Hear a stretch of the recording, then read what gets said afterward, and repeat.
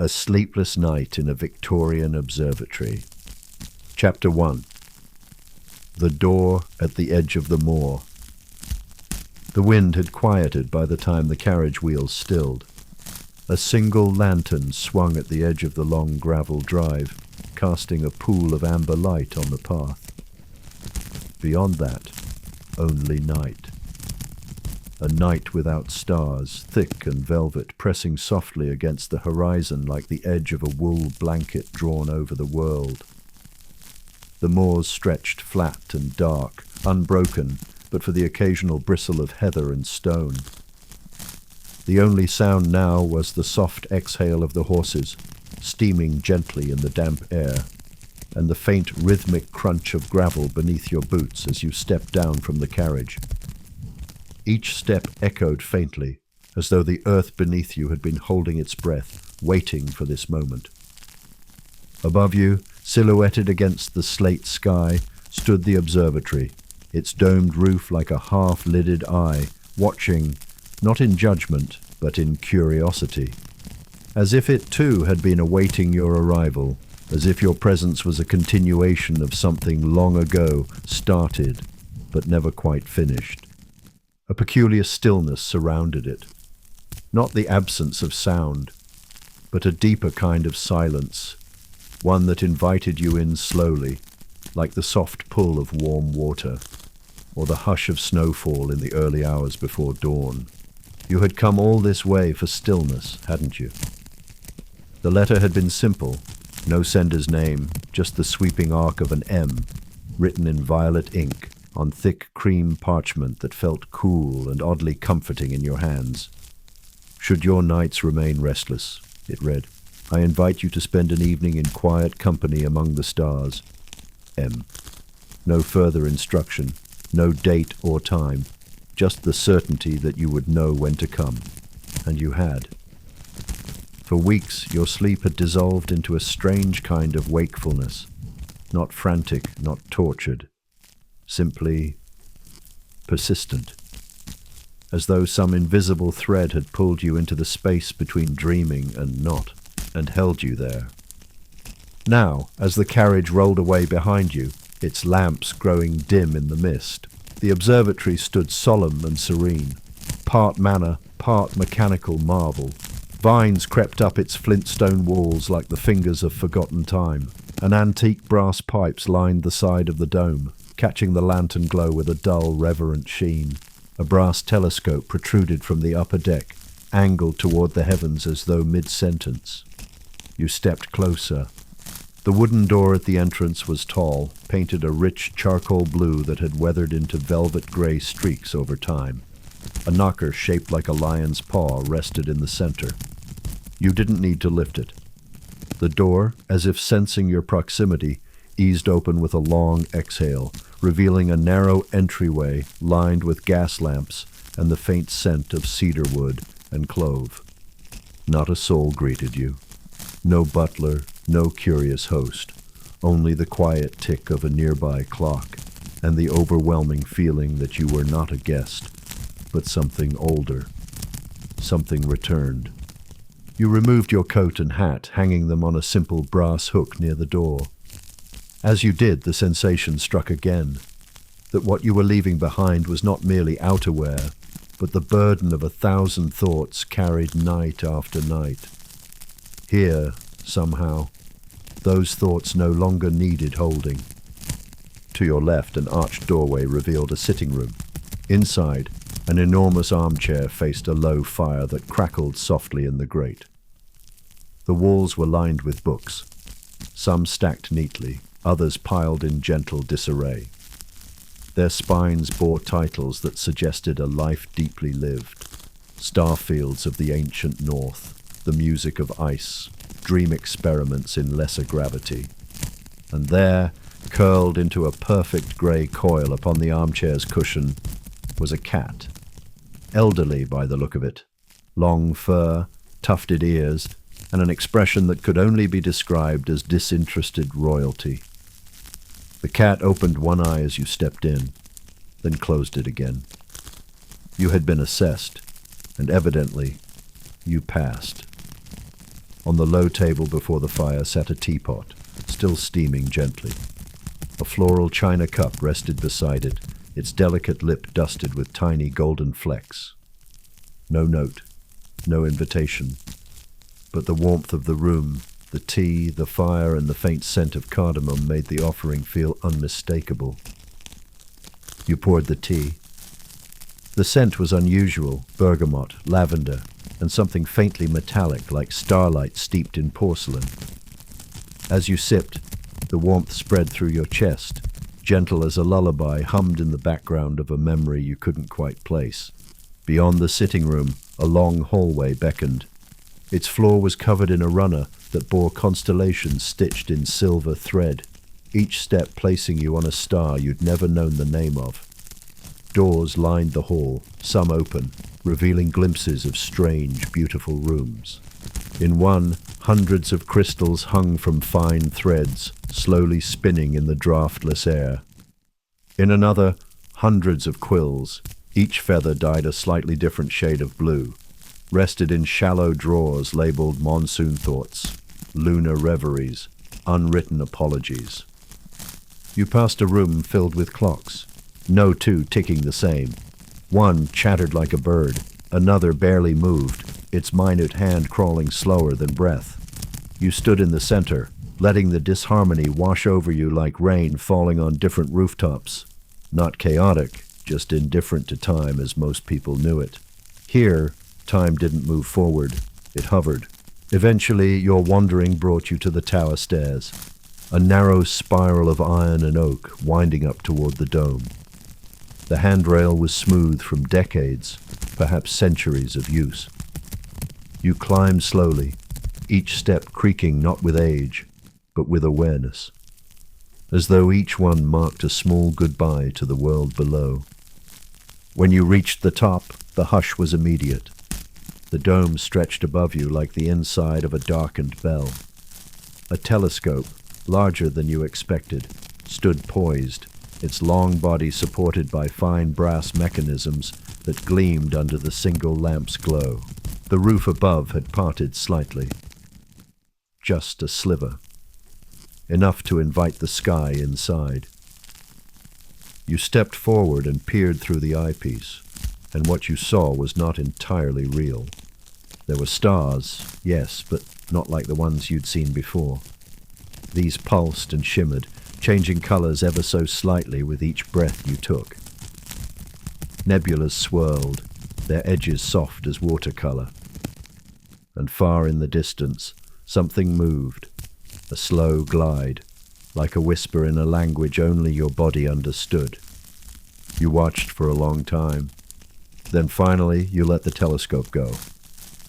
The seat beside you was upholstered in a velvet worn smooth with time. You sank into it with a gratitude that surprised you. A soft shawl lay draped across the back, and without thinking, you pulled it over your shoulders. The scent of it was faintly herbal, like chamomile and petrichor. You let your hands rest in your lap, and you breathed. There was nothing to do, nothing to fix. The cat from below padded silently into the observatory and leapt into your lap without ceremony. It curled into itself, pressing the weight of its warmth into you, anchoring you in the moment with no need for permission or explanation. And in that moment, something in you gave way. Not loudly, not dramatically, just a small surrender, a loosening, a letting go of needing to be awake. The dome creaked gently above, shifting as the sky wheeled on. Somewhere far below, a pipe released a gentle hiss of steam. A drawer clicked shut, and through it all, the silence remained, not empty, but full of stars, full of presence, full of the gentle knowing that here, in this strange and lovely place, you were safe to drift. Your eyelids grew heavy. You leaned back.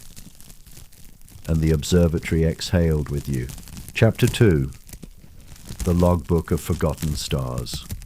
The room had dimmed, not through any shift in the lamp or the sky, but in you. As though your body, sensing the rhythm of the observatory, had tuned itself to a quieter key.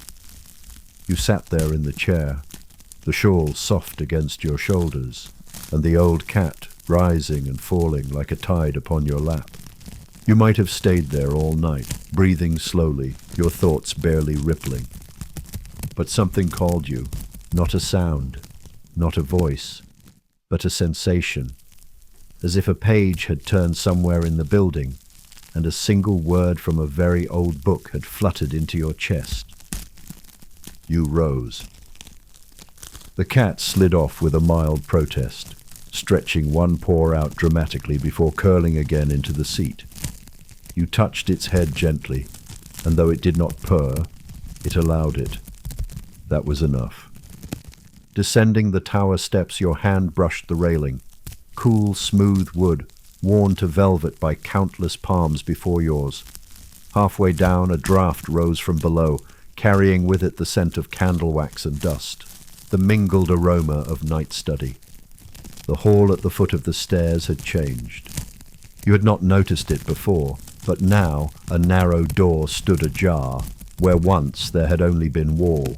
It was a plain door, painted the same charcoal blue as the front, barely noticeable, if not for the crack of light spilling from beneath it. You stepped through. The room beyond was unlike any you had seen in the observatory so far.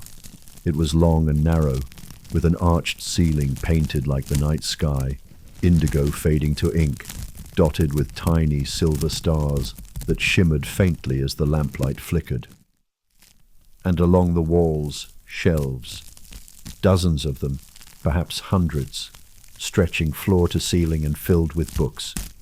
Not just books, but journals, logs, ledgers, slim volumes bound in cloth and leather, each bearing handwritten titles in various inks and styles, some elegant, some childlike, some written so faintly you had to tilt your head to catch the glint of gold lettering. You ran your finger along the spines. Observations, July 1842. Field Notes on Moonlight Behavior. Comet Whispers, Volume 3rd. Dream Entries re Stellar Drift. One in particular drew your eye. Its spine was wrapped in silver thread. No title, only a small symbol, a spiral, drawn so finely it looked like it had been breathed into the cover. You reached for it, and as your hand touched the leather, a sudden warmth passed into your palm, like memory. You opened it. The pages were soft, old vellum perhaps. The ink inside was a shade of blue that shifted subtly in the light, cobalt one moment, lavender the next. And the handwriting. It was your own. Not identical, but familiar, slanted just the way you write when you're half dreaming, loose, flowing, like the hand knew the story before you did. You read, "Tonight the stars came nearer than I remembered. They did not speak exactly, they hummed." You turned the page. "There is something just beyond the Orion cluster. I see it not with my eyes, but with the breath between heartbeats. A shape, a silence, a listening." You flipped further, breath caught. Each page was filled with entries, some just a line, others a full paragraph, observations, not of planets or moons, but of feelings, colors, movements in the dark. And though you had no memory of writing them, they felt like yours. And at the end, a simple sentence. "When you remember who you are, the stars remember too." You closed the book, held it for a long moment, then placed it gently on the desk beside the window, where a small lantern flickered. The desk was covered in a constellation map etched into glass, beneath which sat a soft fabric mat. Upon it, someone had laid a quill, a tiny inkwell, and a slip of parchment bearing the words, "For what you see tonight." You sat. The chair creaked slightly, not in complaint, just acknowledgement, and for several minutes you did nothing but listen. To the crackle of the lamp, the faint scratching of tree branches outside the narrow window. Somewhere deep in the observatory, the low hum of a pendulum swinging in a hidden room. Then, slowly, you dipped the quill into the ink, and you wrote. You didn't think, you didn't plan. The words came like mist, software vaporous, yet full of meaning. You wrote of light bending through fog, of a star that pulsed in time with your breath, of a name you'd forgotten, whispered once by a dream in childhood. And then, as naturally as you had begun, you stopped. The ink dried fast. You placed the quill down and read what you had written. It wasn't much, but it felt complete. A soft knock startled you. You turned. No one. But on the threshold lay a small envelope, pale grey, sealed with wax. You crossed the room and picked it up. The seal bore that same spiral symbol. Inside, a single card. The library catalogues itself but prefers companionship. You may wander freely. M. Dot. You smiled. It was not an ordinary smile. It came from some deeper place, a smile that existed not on your lips, but in the very rhythm of your heartbeat. And so, you wandered, deeper into the library room, where shelves gave way to alcoves and alcoves to ladders, and ladders to tiny bridges connecting upper galleries. There were hidden nooks with pillows and telescopes the size of soup spoons. Globes of constellations with tiny copper pins that glowed when touched. One corridor led to a domed reading room, entirely covered in tiny mirrors, each reflecting a different piece of sky from a different night in a different century. Time was not linear here. One alcove contained only weather journals, another dream transcriptions in a language you didn't recognize but somehow understood. You paused in front of a glass case, inside which lay a single glove. It sparkled faintly, though no light shone upon it. A plaque read, "Worn by the seeker of forgotten nights, she stitched her dreams into the cuffs." You felt a strange tenderness for her, whoever she was, and on you walked. Somewhere along the way, your hand brushed a curtain you hadn't noticed. It parted, and there, beyond it, a spiral staircase wound upward into a darker tower, this one made of stone, not iron. The steps were carpeted in velvet, the air cooler but not cold. As you climbed, the ceiling above you grew fainter until the walls themselves seemed to disappear. And then you emerged into a glass chamber, not a dome but a sphere, perfectly round, suspended atop the highest turret. The walls around you were entirely transparent. Above, below, beside, all sky. Stars surrounded you, endless. The chamber floated in darkness, and yet you felt no fear, no edges, only the stillness of being very small in a very vast kindness. In the center of the floor, a round mat, woven with constellations. You lay down upon it, and the moment you did, the sky responded, not with fireworks, not with brilliance, but with nearness. The stars leaned in, and they whispered. Not in words, but in knowing. The kind of knowing that bypasses language, the kind that flowers in the chest, the kind that reminds you, yes, you are here. Yes, you belong. Yes, even now, you did not fall asleep. But you drifted between breath and star, between the warmth of the observatory and the vastness of whatever lies beyond. You stayed there a long while, and when you finally rose, you did so gently, as though waking from a dream that had been waiting for you, not the other way around. You walked back down, through the velvet spiral, through the shelves and alcoves, past the glove, the books, the constellation globes. The cat met you in the hallway again, and this time it walked ahead of you, as if to say, yes, now it's time. You followed it, back through the quiet halls, back to the sitting room. The fire still glowed.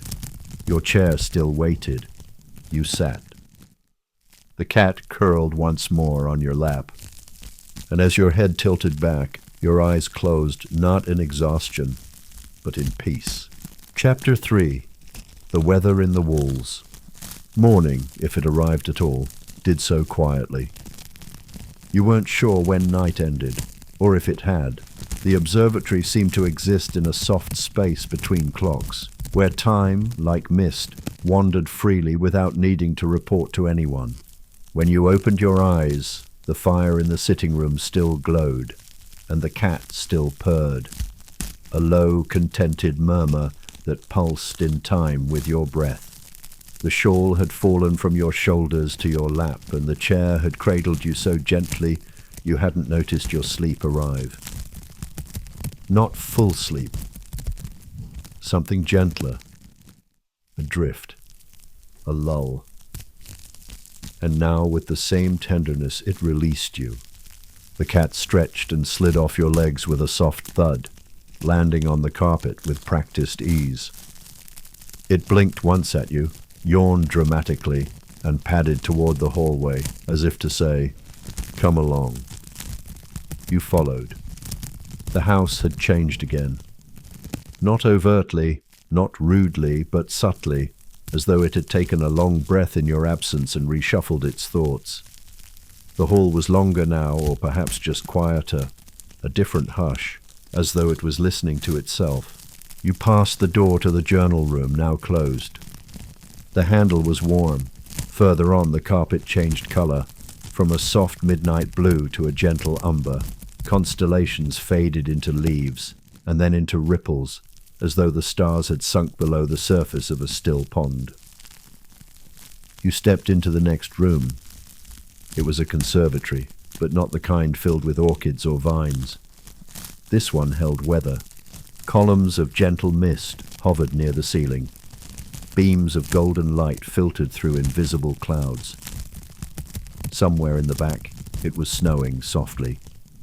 Snow that melted before touching the floor. Each corner held a different climate, a different breath. A glass orb on a pedestal shimmered as you approached. Inside, tiny raindrops fell upward, forming into wisps that curled into cloud shapes, then dissolved again. You reached out, but didn't touch, just watched. The cat walked directly into a patch of sunbeams and curled itself into a small heap of warmth. You understood. Across the conservatory, a wide door beckoned. You stepped through it into a narrow hallway. This one was lined with framed sketches, each one pencil-drawn, precise and clean. Some were celestial maps, others weather patterns from long-forgotten storms, and in the center of each frame, a handwritten name.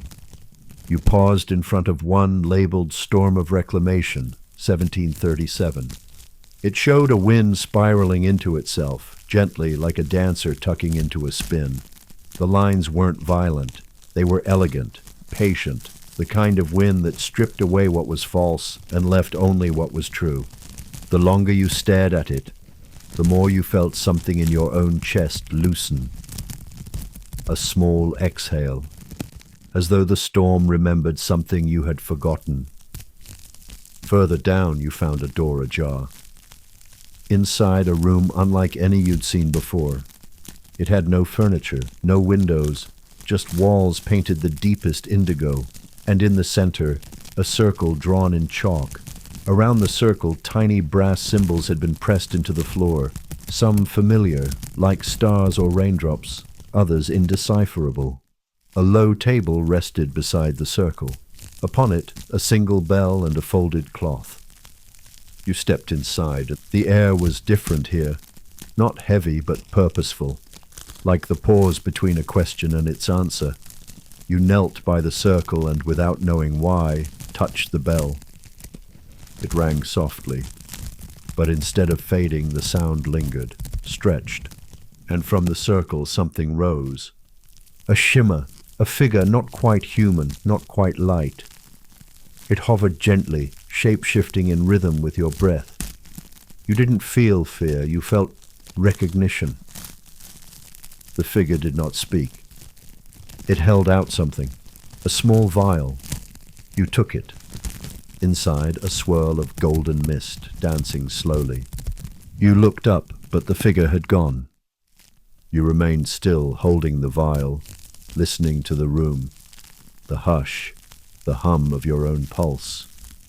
You placed the vial in your pocket. It pulsed faintly, warm against your side. You left the room. The hallway led you now, downward. You hadn't noticed stairs before, but they wound gently in a downward spiral, lit by lanterns in frosted glass, casting a warm moonlight glow. You descended slowly, one step at a time, until you reached a small landing. A plaque on the wall read, "The Chamber of Echoes, for what remains unheard." You opened the door. Inside, soft carpets muffled every step. The walls were lined with cushions, not shelves, and scattered throughout the room were instruments, some musical, some not. A harp with no strings, a tuning fork suspended in mid-air, a wind chime, unmoving without breeze, and at the far end of the room, a chair. Old, velvet, familiar. You sat. As you did, the silence changed. Not louder, not noisier, but more spacious. You could hear suddenly things you hadn't heard in years.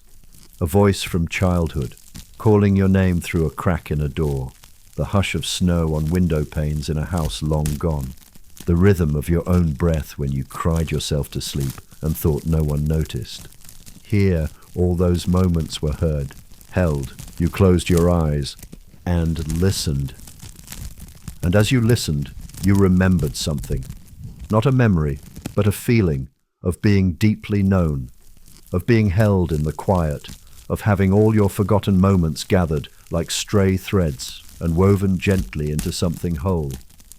The vial in your pocket warmed, and then you rose, not out of duty, not out of habit, but because the next part of the house called to you. The cat waited at the top of the stairs. It did not scold. It blinked once and turned, leading you into a new wing of the observatory. This one, softer. Fabric lined the walls, velvet perhaps, or something older. The air here was warmer, tinged with something sweet. You passed through a curtain, and the room beyond was candlelit. Hundreds of candles, each flickering in time with something unseen. You stepped in. There were no chairs, no tables, just pillows, scattered like petals. In the center, a shallow bowl of water glowing faintly. You knelt beside it. Your reflection shimmered, not sharp, not fixed, a version of you that breathed, that aged and unaged in rhythm with your thoughts.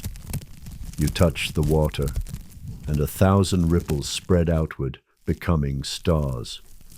The stars hovered, then rose. And in the rise you heard words, not spoken, not sung, but felt. You are not behind. You are not too late. You are not lost. The bowl stilled. You remained a while. When you finally rose, your body felt aligned. Not lighter, not heavier, just exactly right. The cat had disappeared again, but the path ahead was clear now. A hallway led you to a final room for the night. A bedroom, simple, elegant. A tall window overlooked the moor, now silver with fog. The bed, covered in hand-stitched blankets, bore a small embroidered phrase on the corner. All things return to stillness. You changed into the robe hanging from the post. You slid beneath the covers, and as you lay there, a breeze stirred the curtains. A quiet rhythmic hum pulsed from the walls, and the fire, small and low, kept its vigil. You closed your eyes, and this time you fell not into sleep, but into remembrance, of peace, of presence, of sky, of self. Chapter 4. The Keeper of Threads.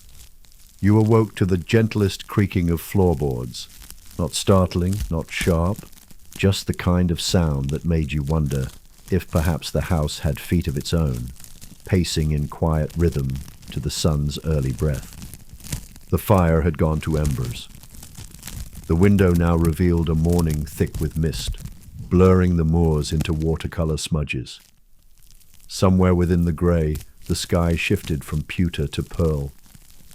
The cat was gone, but in its place, on the chair beside you, lay a folded slip of parchment.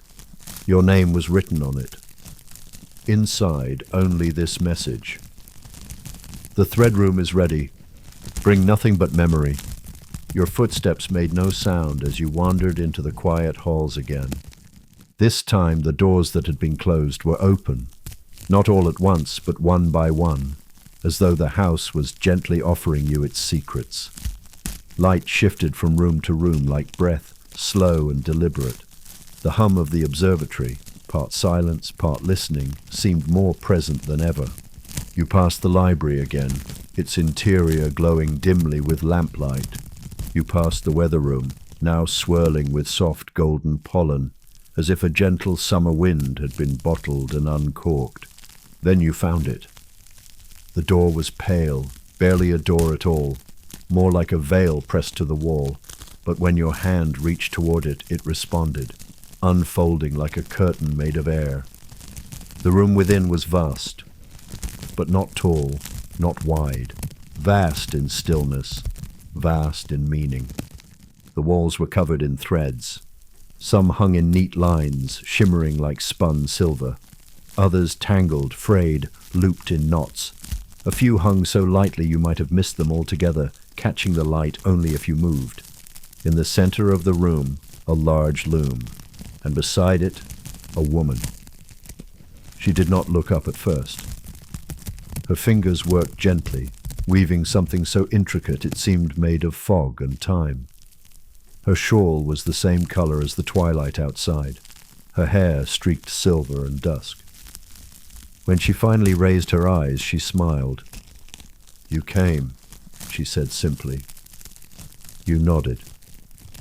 She gestured to the space beside her, a chair, a stool, a cushion. You chose the floor. She returned to her weaving. "Every visitor leaves a thread behind," she said, her voice soft but steady.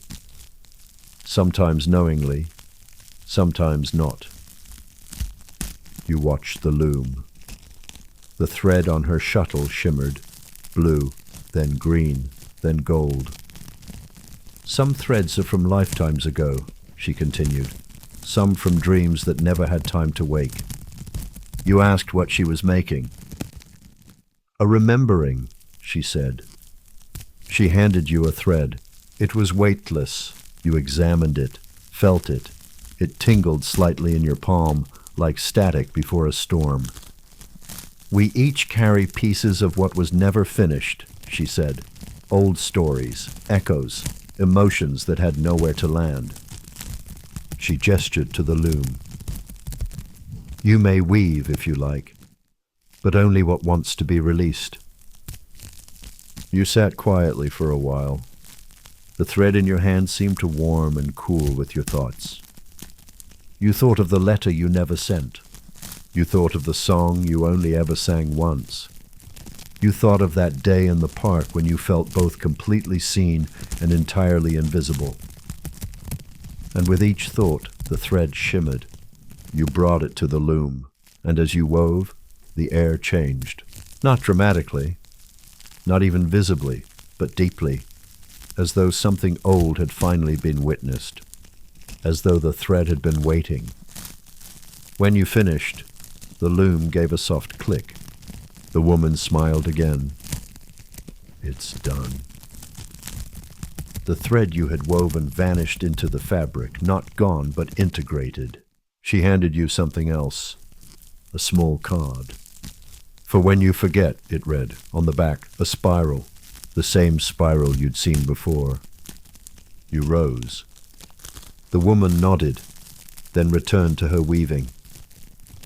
The observatory breathed around you, and as the morning light grew clearer, so did something in you, something unknotted, something home. Chapter 5. The Watcher's Parlor. The fog had not lifted. It was still morning or not yet morning. The house made no attempt to define it. Light seeped in the way honey seeps through cloth. Slow, golden, quiet. There was no urgency here, no alarm, only invitation. You stood in the hallway again, hand trailing along the curved wood of the banister. The cat had gone somewhere, perhaps to nap, perhaps to observe. You'd stopped needing to know where things were. It was enough to know they belonged. The door ahead was different this time, wider, opened inward. And from beyond it, the unmistakable feeling of being watched, not in fear, but in stillness, like a tree observes, like a planet spins. You stepped inside. The room was circular, panelled in dark wood and velvet. A great window stretched across one curve of the wall, its panes slightly misted, as though the breath of the house fogged them gently from within. At the center of the room sat a man in a high-backed chair. The same man from before, the one you'd glimpsed through dreams, or perhaps in another life. Wrapped in a shawl the color of starlight, a soft hat perched on his head, his posture relaxed but entirely alert. A tea tray rested beside him on a low table, and in his lap, the grey cat slept again, utterly surrendered. He did not speak. He simply looked at you. And the moment he did, your body softened. He gestured gently to the chair opposite him. You sat. The chair embraced you, not tightly, not too loose, as though it had known your weight long before you ever arrived. The man poured tea. He handed you a cup. You took it. And in the silence between you, something shifted. It was not awkward. It was not even conversation. It was attunement, a slow harmonizing, as though your presence began to match the frequency of the room, of him, of the very observatory walls. You sipped. The tea was different this time, earthier, notes of fennel and anise with a breath of smoke. It grounded you, as if the stars had become roots, and you were drinking the soil of constellations. The man reached into his coat pocket and withdrew a book, slim, leather-bound. He handed it to you. You opened it. Inside were sketches, not of places, but of states. Emotions rendered into landscape. Regret as a misty hill, longing as a frozen lake. Peace as a stretch of midnight ocean, dotted with bioluminescent lights. Each page pulsed. Each image stirred something quiet inside you. You turned to the last page and found a sketch of yourself. Not your face, but your being. You as stillness. You as breath. You as presence. You looked up. The man smiled, not with his mouth, but with his eyes. And finally he spoke. You've been here before. His voice was not loud, not low, but vast, as though it traveled from a long distance to meet you at exactly the right moment. Not in memory, he continued. In truth. You didn't respond. There was no need. The cat shifted slightly in his lap, then settled again. You forgot, he said softly, not because you were careless, but because it was time to forget. He placed the book on the table between you, and as he did, the room itself seemed to deepen, like the inside of a bell just after it's rung. Resonance, presence, a hush filled with sacred density. You can remember now, he said, not everything, just enough. You took a breath. It didn't feel like air. It felt like remembering how to breathe. He stood. The cat leapt gracefully to the floor and walked in slow circles around the table, then paused to rub its face against your leg. The man crossed to the tall window and touched a small brass lever. With a soft hiss, the window folded open. And beyond it, the sky. Not a daytime sky, not night, something in between. A silver veil hung with soft clouds, through which light poured like breath. He stepped aside and you rose. The air smelled of paper and rain. The sky outside pulsed, not visibly, but in feeling. A rhythm that matched your chest. Together, you and the man stepped into a small alcove just beyond the window, a balcony of sorts, half enclosed with 3 wide stone chairs carved into its edges.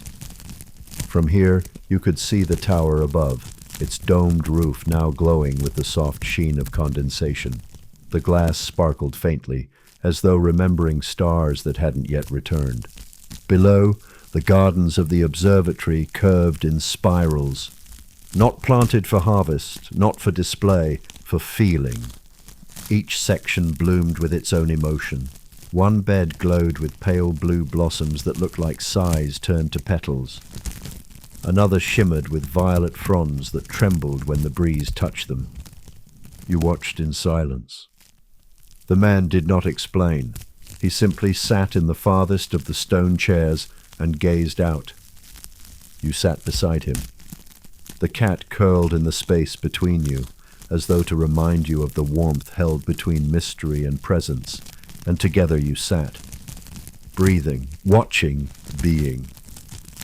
Minutes passed, or hours, or no time at all. Eventually, the man reached into a small drawer carved into the stone wall behind him. He drew out a sealed envelope. He handed it to you. On the front, your name. Not the one you use in the world, the one you forgot you had.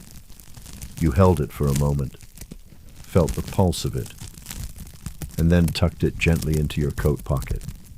You didn't need to open it. Not yet. He looked at you once more, and for a brief second, you saw everything in his eyes. The stars he'd seen, the storms he'd studied, the echoes he'd listened to in the room with no sound. He nodded. You nodded back. It was enough. You stood and followed the cat down a new stair, a soft, curving descent through a hallway lit with woven lanterns shaped like moons. The light flickered gently, guiding you through a corridor that no longer felt like a passage, but like a song. At the base, a door. It opened before you touched it. And beyond it, a room made entirely of velvet and glass. Cushions piled in soft shapes, curtains that swayed even with no breeze, shelves with instruments that had never made a sound but carried the memory of music.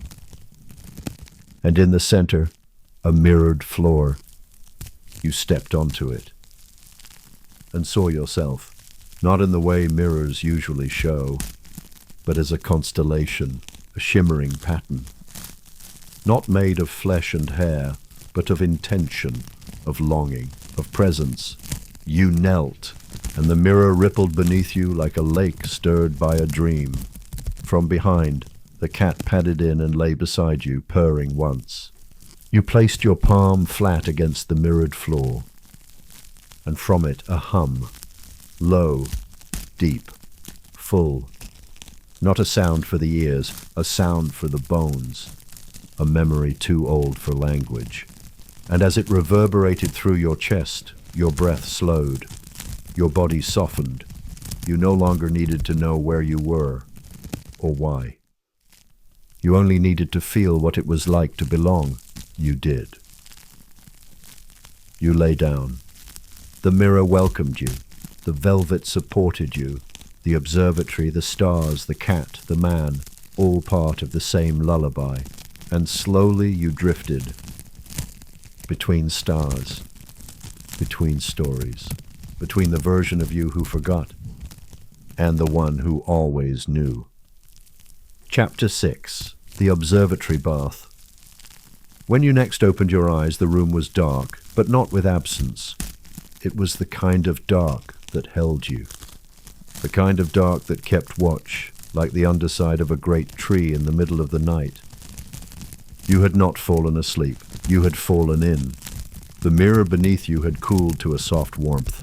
The cat still rested nearby, its eyes closed but alert in the way only old creatures sleep. The air around you smelled faintly of lavender and rain. And somewhere far off, a wind chime stirred once. You rose slowly. No stiffness, no resistance, only breath, rising to meet the body again. The observatory was very quiet now, not empty, just slowed. Even the fire had dimmed to a breath of orange among the coals. You stepped into the hallway barefoot, feeling the velvet rug beneath your feet like moss at twilight. Ahead, a door stood open. Steam poured from its frame in gentle swells. You followed it. And there, at the end of the hall, was a bath. Not a bathroom, not even a bathing room. A bath. An experience. A moment. A temple held in porcelain and stone. The room was round and domed with small skylights above that revealed the misty sky. A few silver stars barely visible, like distant whispers. In the center, a wide circular tub, sunk into the floor and tiled in a mosaic of deep indigo and seafoam green. The edges shimmered faintly, as if the stars had decided to linger here a while, taking up residence in water. The air was warm and floral, not in the way of perfume, but in the way of memory. Steam curled around your ankles, wrapping you in a cloak of surrender. A robe hung on a silver hook nearby. You removed your clothes and slipped into it. It fit without effort. You descended the 3 steps into the bath. The water embraced you like silk, warm, weightless, held. As you settled in, something changed. Not in the room, in you. Your breath began to expand, not in size, but in quality.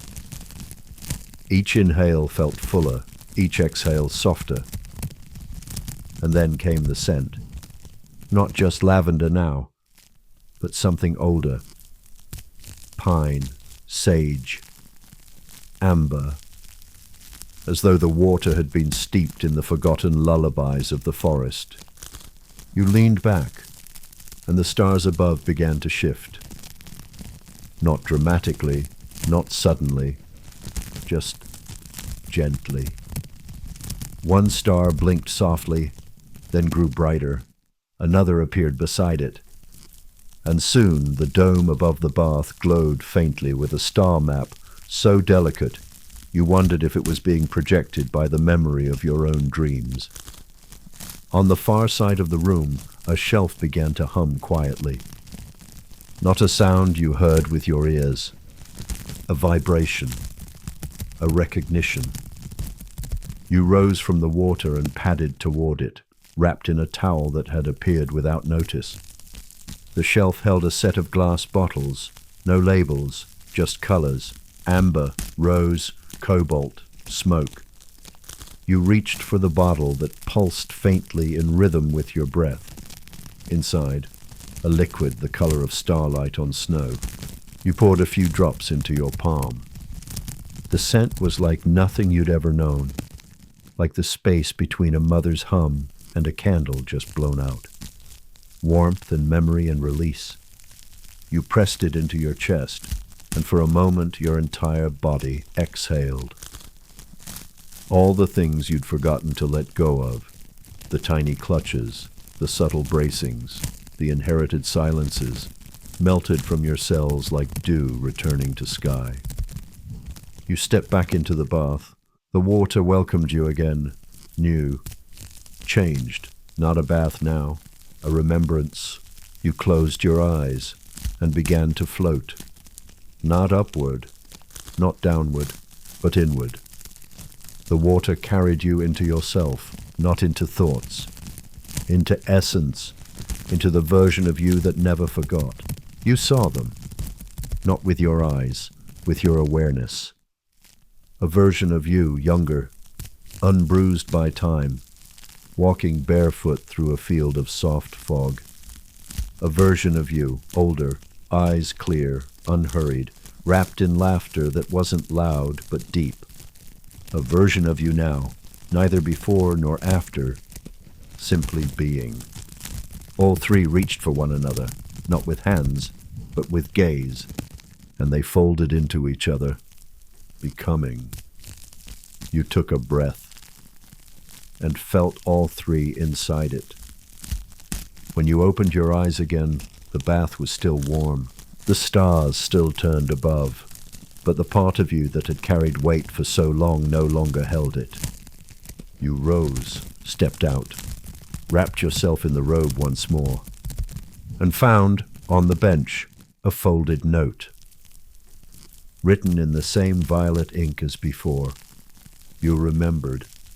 That was all that was ever needed. You held it to your heart. And for the first time in years, perhaps lifetimes, you smiled not in reaction to anything, but as a natural state. The way a star glows. The way water rests in the shape of its bowl. You left the room slowly. The hallway now opened into a new passage, one lined with windows showing the stars outside, but also the stars within. Your reflection moved beside you in the glass, but it was layered, not just the you of now, but the you of dreams, of memories, of stories not yet told. The cat reappeared. It trotted ahead a few paces, then stopped, looked back, waited. You followed. Together, you walked into a circular room with walls made entirely of parchment. Sheets and scrolls covered every surface, hung like tapestries, stacked in bundles, tucked into corners. This was the archive, but not of facts, of dreams. Each scroll bore the dream of someone once held here. And as you entered, one scroll uncurled itself and floated toward you. You caught it gently, read its words. A quiet place, a golden chair. A cat that never leaves. A body that remembers how to be without needing to do. You folded it, placed it on your heart, and the room exhaled. One final door stood open ahead. It led back to the sitting room. The fire had grown again, just a little. Your chair waited, and on the armrest, a steaming cup of tea. You sat, you sipped. The cat curled on your lap, kneading the blanket with slow, deliberate paws. And you exhaled. This time not from effort or release or need, but because the moment asked for nothing, and so you gave it your breath. Chapter 7. The Clockmaker's Wing. The tea had cooled by the time you set the cup down. Not cold, just cool enough to suggest that time had passed, but kindly, without urgency, like the way a shadow changes as the sun circles gently through a long afternoon. The fire popped once in the grate, and then silence again. The cat had disappeared, gone off perhaps to nap in one of its hidden corners. Or maybe it had never really belonged to the rooms at all, but to the spaces between them. You stood. The house waited. No instruction, just invitation. A hallway to your left, one you hadn't noticed before, now drew your attention. It was narrower than the others, lit by soft lanterns shaped like golden orbs. They gave off a faint tick, tick, tick sound as you walked past. Not mechanical, but alive. A rhythm, a pulse. You followed it. And at the end of the corridor, a door, wide, carved in spirals.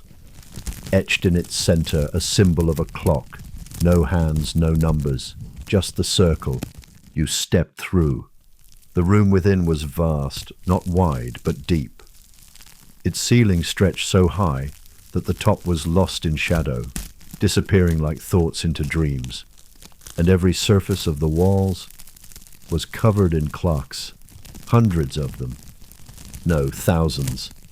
Grandfather clocks with brass weights and mahogany faces, pocket watches tucked into drawers that clicked softly open as you passed, gilded cuckoo clocks that did not sing but breathed, sundials, water clocks, hourglasses with sand made of glimmering stars. Each one kept a different time. Some ticked forward, some backward, some not at all. One wall was entirely covered in a great turning gear, slow, deliberate, endless, and beside it sat a man at a table. He wore a vest of deep violet, with a golden monocle perched atop his head, pushed up above his brow like a second eye not currently in use. His hands were gloved in soft suede, and before him lay a tiny open watch, its inner parts ticking in exposed beauty. He did not look up as you entered, but he knew.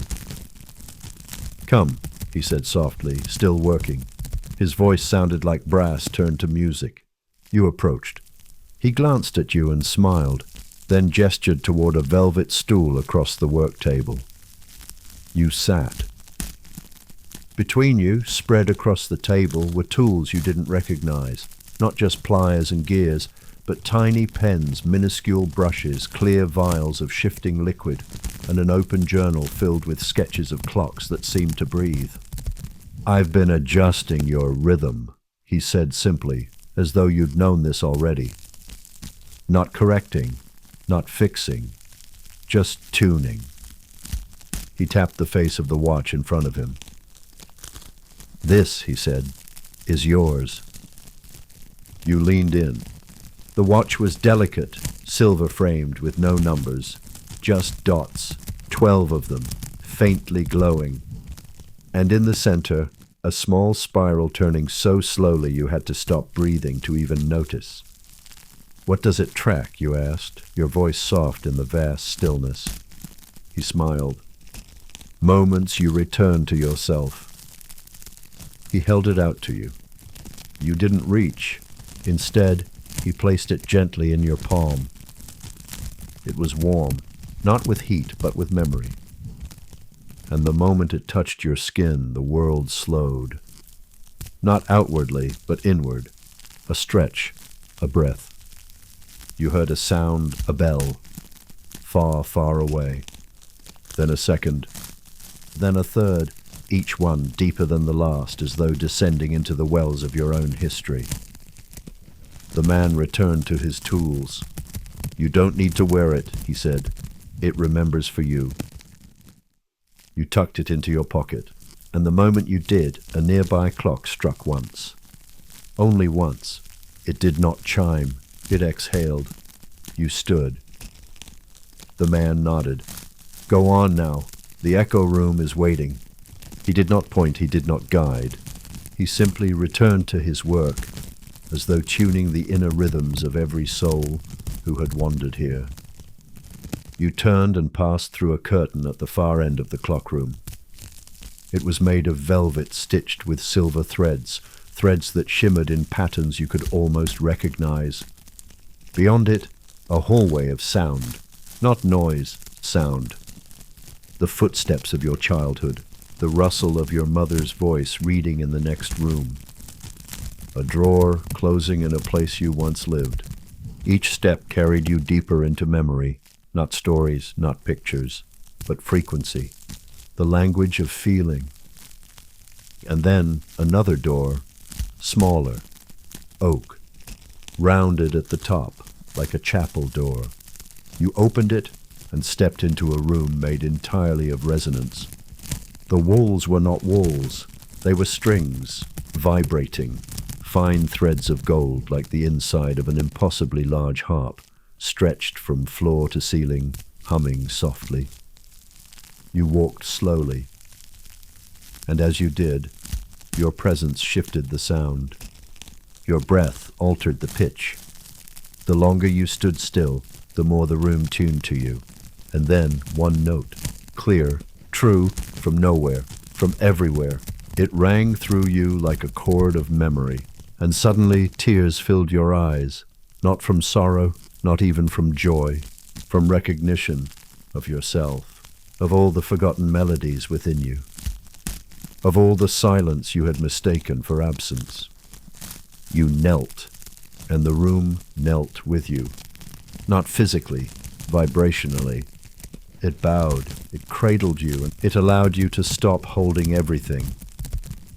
You wept, not loudly, not even visibly, but something inside you softened, melted, reassembled. After a while you stood again. The room had stilled, but you felt more whole than you had in years. And just as you turned to leave, one final tone rang out. It was the note of home. You didn't need to know what that meant. You only needed to feel it. You stepped out of the room. The hallway had changed again, widened, lit now with small floating lanterns shaped like leaves. They drifted beside you as you walked, guiding, and there, at the end, a return. The sitting room, the fire, the chair, and waiting on the cushion, the grey cat. This time it looked up before you reached it, met your eyes, and blinked. Not once, twice, an acknowledgement. You curled into the chair. The cat climbed into your lap and stretched itself along your legs, heavier than before. And from the wall, a clock, one you hadn't noticed until now, began to chime. But not midnight, not noon, only now. Now, now. And as the chime faded, your eyes did too, closed. Not because you needed sleep, but because stillness had become enough. And in that stillness, you dreamed, not of stars, not of clocks, not of memories, but of the quiet rhythm of being exactly where you are. Chapter 8. The Chamber of Forgotten Instruments. When you awoke, it was not with a start. No sharp breath, no confusion. Only a slow return to the shape of yourself. The cat had left your lap again, but its warmth still lingered in the threads of your blanket, and in the faint curl of its fur left on your trousers. The fire had softened to embers, orange, gentle, pulsing in rhythm with the hush that surrounded you. You sat up not because you needed to, but because the air had shifted. A new presence, not a person, a room. Somewhere close. You listened, and from beyond the walls came a sound so delicate it might have been imagined. A tone, round, like a note from a glass harp, followed by silence. Then another, different this time, lower, more textured like the sigh of an old cello touched by wind. You rose. The observatory, it seemed, was always one step ahead of your awareness, never rushing, always inviting. You followed the music, past the clock corridor, past the journal room, down a narrow flight of stairs that hadn't been there before. At the bottom, a long hallway. Lined not with wallpaper, but with velvet drapes in shades of twilight, plum, ink, dusk blue. They moved slightly, though there was no breeze, as if breathing. You touched one as you passed, and your fingers tingled faintly. And then a doorway, rounded, carved with lyres and harps and flutes and shapes you could not name, though they felt deeply familiar. The door swung open at your approach, and there it was. A room the color of sound. The walls were rounded, soft and deep-hued. Mauve, rust, shadowed gold. They did not reflect light. They held it, like silence holding a memory. And the room was filled, not cluttered, but lovingly gathered with instruments, hundreds of them, but none you had ever seen. There were stringed objects like violins, but curved in strange, elegant spirals, wind instruments that resembled horns, but shimmered like shells, harps with no strings, only glimmering threads of light, drums shaped like moons, keys embedded in wood like constellations, and they played themselves. Softly, gently, in no particular order, just tones, pauses, harmonies that had no beginning or end. It was not a concert, it was a breathing, a tuning of the air. You walked slowly, reverently.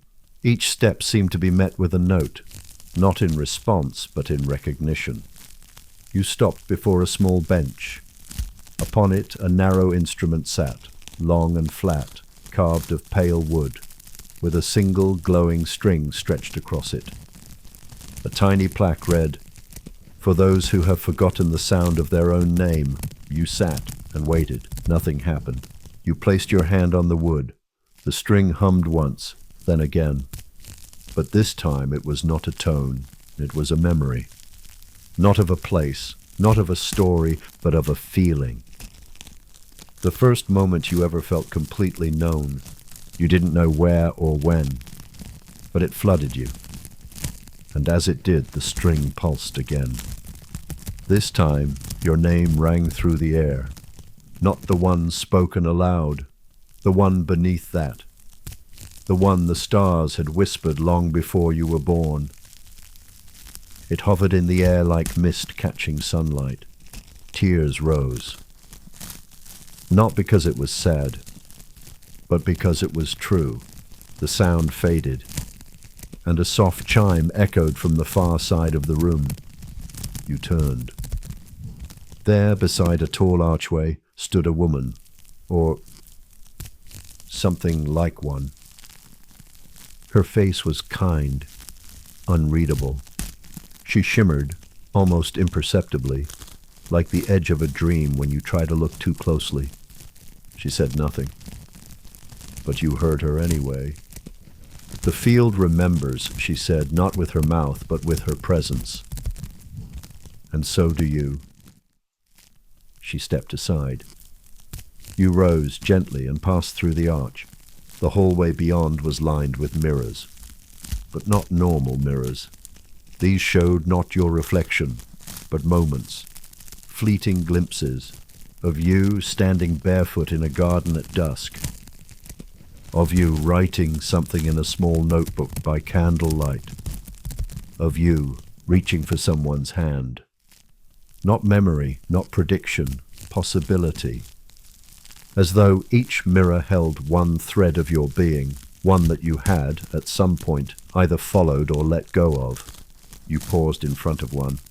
It showed you as a child, sitting alone beneath a table, humming softly. The sound wasn't sad. It was the same tune the instruments had just played. And it was enough. You kept walking, until the hallway opened into another room. This one was circular, small, no furniture, no clocks, only light. A dome above let starlight in, not through glass, but through something softer, like open air made visible. You stood in the center, and the light shifted. Around you on the floor appeared glyphs, not letters, not language, symbols of sensation, stillness, wonder, trust, return. They pulsed slowly, one by one. Then all at once, the chamber sang, not aloud, inside you. You closed your eyes and let it wash over you. There was no need to understand. The moment did not ask for interpretation, only presence. When you opened your eyes again, you were back in the hallway, back with the velvet drapes. The sound had stopped, not ended, just paused, waiting for someone else to find it again. You made your way slowly, peacefully, back to the sitting room. The fire was low. The cat, as ever, returned. You curled again into the chair. A teacup waited on the side table, still warm. You didn't question how.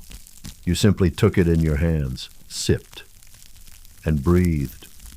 The stars above blinked slowly, and somewhere in the chambers of forgotten music, a single note rang out again. Not to call you back, just to say you were here, and that was enough. Chapter 9. The Planet Room. It was the silence that woke you this time. Not an empty silence. A full one. The kind of silence you only hear in cathedrals before dawn, or when the snow falls so thickly that even sound is blanketed in wonder. You opened your eyes to the same familiar room. The fire, the chair, the cat, half curled on the hearth, half dozing, one ear still tuned to the pulse of the house. You stood, quietly, without disturbing it. There was a hum beneath your feet. Not loud, not mechanical. Subtle, like the resonance of deep stone. You followed it. The hallway that had once led to the music room now twisted slightly, revealing a spiral staircase you hadn't seen before. You descended, step by slow step. The air grew cooler, not cold but ancient, as though you were moving downward through time, not space. The stairs ended in a round chamber lit from below. You stepped onto the floor. It was glass, and beneath it, planets. Moving, not a model, not a projection, a living orrery. Each orb shimmered and spun in quiet dignity. Saturn turned slowly, its rings glowing faintly gold. Mars flickered like a heartbeat. Venus pulsed with a pinkish hue. The Earth, your Earth, was a soft swirl of blue and cloud. You could see them all, orbiting, turning, breathing. The room was dark except for the planetary light. You stood in the center, and as you did, something shifted. Above you, the ceiling melted into stars, real ones, or perhaps remembered. They surrounded you, below and above, as if the universe had drawn a breath in your direction and held it. A soft voice, perhaps a memory, spoke from somewhere inside you. You are the still point. Everything moves around you. You closed your eyes and felt it. Not in thought, in being. The planets were not distant objects now. They were moods, the slow patience of Saturn, the bright passion of Mars, the soft wisdom of Jupiter, the rhythm of Earth. You could feel them move through you, as if your own body were a miniature solar system. You sat cross-legged on the glass floor, and as you did, a shape formed before you. Not a person, a presence, software golden, like an outline made of breath and memory. It knelt across from you. You didn't speak. You didn't need to. Together you breathed, and with each breath a planet slowed, not stopping, just synchronizing, until every motion matched your own. You inhaled, and the rings of Saturn glowed brighter. You exhaled, and Neptune shifted its hue from blue to indigo. You inhaled again, and Venus shimmered like silk caught in moonlight. You had never known yourself as stillness before, only as movement, as thoughts, as actions, as striving. But here, beneath the stars and planets, under the soft gaze of time, you remembered. You were the center, not in the way the world teaches, but in the way the cosmos remembers. The presence across from you raised its hands, not toward you, but over the space between you. A small light appeared, tiny, like a firefly. It pulsed softly. You leaned forward and without thinking cupped your hands to receive it. The light settled into your palms, and then it disappeared. But its warmth remained in your chest, your throat, your fingertips. The presence bowed once, then faded, not into nothing, into everything. You sat a while longer, letting the memory of stillness weave itself into your cells, and then, quietly, you stood. The room remained, but the motion of the planets had changed, not in direction, in harmony. They no longer spun apart from you. They spun with you. You stepped off the glass floor. The stairwell behind you waited, lit now by lanterns shaped like moons in various phases, waxing, waning, hidden, full. You ascended slowly. And when you returned to the hallway, it opened into a room that smelled of parchment and starlight. Books again. But this time they weren't bound, they floated. Dozens of them, each page suspended mid-air, turning ever so slowly as though reading itself. You walked among them. One book opened as you passed. Inside, the universe is not a machine. It is a lullaby, humming itself back to sleep. Another turned toward you. The sky is not above you. It is within you. Your bones remember the constellations. You smiled. and for a moment you felt something ancient stir in your spine. Not a memory, a chord. You reached toward one final book. It opened before your fingers reached it. Inside was an image. A spiral, drawn in golden ink, and beneath it a sentence. The field knows you, even when you forget yourself. You placed your hand over the spiral, and for a moment every hair on your body lifted, like grass bowing to the breeze. The book closed itself, floated back to its place. You turned, and walked back toward the sitting room. The hallway was now shorter, more familiar.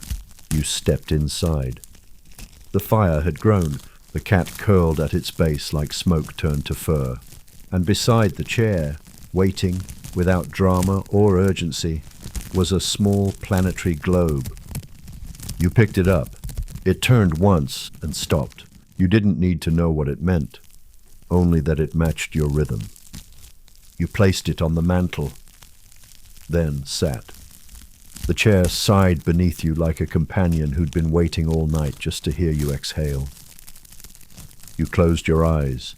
The observatory, the stars, the turning worlds, the deep silence, the spiral. They were all inside you now. And you were inside them. Nothing left to find. Only to feel, only to remember, only to rest. Would you like to continue with Chapter 10? Chapter 10. The Dome of Quiet Return. The fire had gone out. Not suddenly. It had simply dwindled into a single line of ember, glowing faintly at the edge of the grate, like a horizon awaiting dawn. You sat in the chair a while longer, wrapped in silence, wrapped in yourself. Not the self who arrived, but the self who had always been here. You stood slowly. The cat did not follow this time. It slept deeply, one paw across its face, curled like a crescent moon in the shadows. The hallway before you had changed again, shorter, wider, lined with warm golden sconces that flickered gently, each one shaped like a flame held in a blooming flower. You walked barefoot, each step lighter than the last. Not because your feet grew tired, but because your weight was no longer a burden. It was simply presence. At the end of the hall, an arched doorway, the tallest you had seen, and carved into its frame, the Dome of Quiet Return. You have always been welcome here. The door creaked open on its own, and inside, silence, vast, living. A great dome chamber stretched upward so high that the apex faded into indigo haze. The walls were lined with shelves, each one filled not with books, but with objects, keepsakes, moments. A child's wooden toy with one wheel missing, a folded scarf, a jar of river pebbles, a pressed flower, all things left behind in other lifetimes, not forgotten, just placed gently down. You moved slowly, reverently. The air smelled faintly of sandalwood and something older, like the scent that rises from earth after the first rain in 100 years. At the center of the room, a round platform. Upon it a single cushion and nothing else. You sat, and the room listened. It was not a silence of emptiness, it was the silence of being witnessed by everything. You closed your eyes, not to shut the world out, but to let it all in, and the moment you did, you were no longer in a room. You were in a field of light. No boundaries, no edges, no gravity, only warmth, only breath, only space, and within it, the presence, not a guide, not a guardian, not even a figure, just presence. And it spoke, without words, in memory, in sensation, in quiet. It said, "You have always been the doorway. The stars moved in you before they moved in sky. You forgot. That was the journey. Now you remember. And remembering is rest. You felt yourself soften, layer by layer. Thoughts unspooling like thread from old spindles. Memories untangling, tension loosening, stories releasing. What remained was quiet, not silence, the kind of quiet that hums, that holds, that knows. You lay down on the cushion, or perhaps on light itself. You felt the pulse of the dome around you, not counting time, holding it. You breathed, and with each breath, a moment returned to you. The sound of a bell far off in the fields of your childhood, the cool feel of water against your neck on a summer evening, the softness of your favorite sweater against your skin, the sound of your own name said with love. The first time you ever felt completely safe. Each memory settled inside you, not like baggage, like petals returning to the flower they belong to. The dome shimmered above you. Stars began to appear, one by one, until the ceiling glowed like the inside of a soul turned outward. You closed your eyes again. No more searching, no more arriving, just being. And from the far edge of the dome, a sound, not music, not voice, a lullaby made of air and breath and stillness. And you knew this was the sound the universe made when it held someone in its arms and said, "Rest now. You've wandered far enough. Come home." Your breath slowed. You were no longer trying to sleep. You were simply being asleep, held in the hush between heartbeat and moonlight, wrapped in the echo of your own belonging. The final moment of waking faded, and everything else, the observatory, the fire, the clocks, the spiral, the cat, the stars, all folded gently inward, until you became the hush, the warmth, the breath, the dream, and you slept, not to escape, but to return to yourself, to everything, to the field that had always been waiting, just for you. Chapter 11. The Lantern Room. The sleep you fell into had no bottom, no edge, no drop. It was not the sleep of forgetting. It was the sleep of being remembered. And when you stirred again, somewhere between breath and waking, the light had changed. It was not brighter, it was more aware.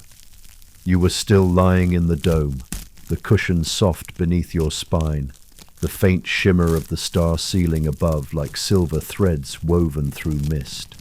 You blinked slowly, no urgency, no need. The dome exhaled with you, not audibly, but with warmth, a quiet invitation. You stood, and the floor beneath your feet held you like a lullaby holds its final note. There were no footsteps, only presence. The door you had entered through was gone. In its place, a corridor of light, software pale gold, like lamplight seen through thick fog. You stepped into it, each movement effortless. There was no gravity here, only belonging. The hallway curved gently, its walls made of wood that breathed with age, not marked honey dark, lined with shelves that held nothing but small glass globes. Each globe glowed faintly, like fireflies that had learned patience. Inside every globe, a scene, a moment. One held a forest, moonlit, with a fox padding quietly through snow. Another showed a mother brushing her child's hair while birds chirped in another room. Another, a paper boat floating across a puddle on a forgotten street. And one held you, sitting at the observatory window, a cup in your hands, staring into the mist with peace in your shoulders. You didn't pause. There was no need to stare. It wasn't a recording, it was a remembrance. These were not surveillance, they were echoes. Echoes the house had caught and kept. You passed dozens more. A man leaving flowers on a windowsill in the rain. A woman sleeping with an open book resting on her chest. A child kneeling before a puddle, whispering to a reflection. Each one glowing, each one alive. You reached the end of the hallway.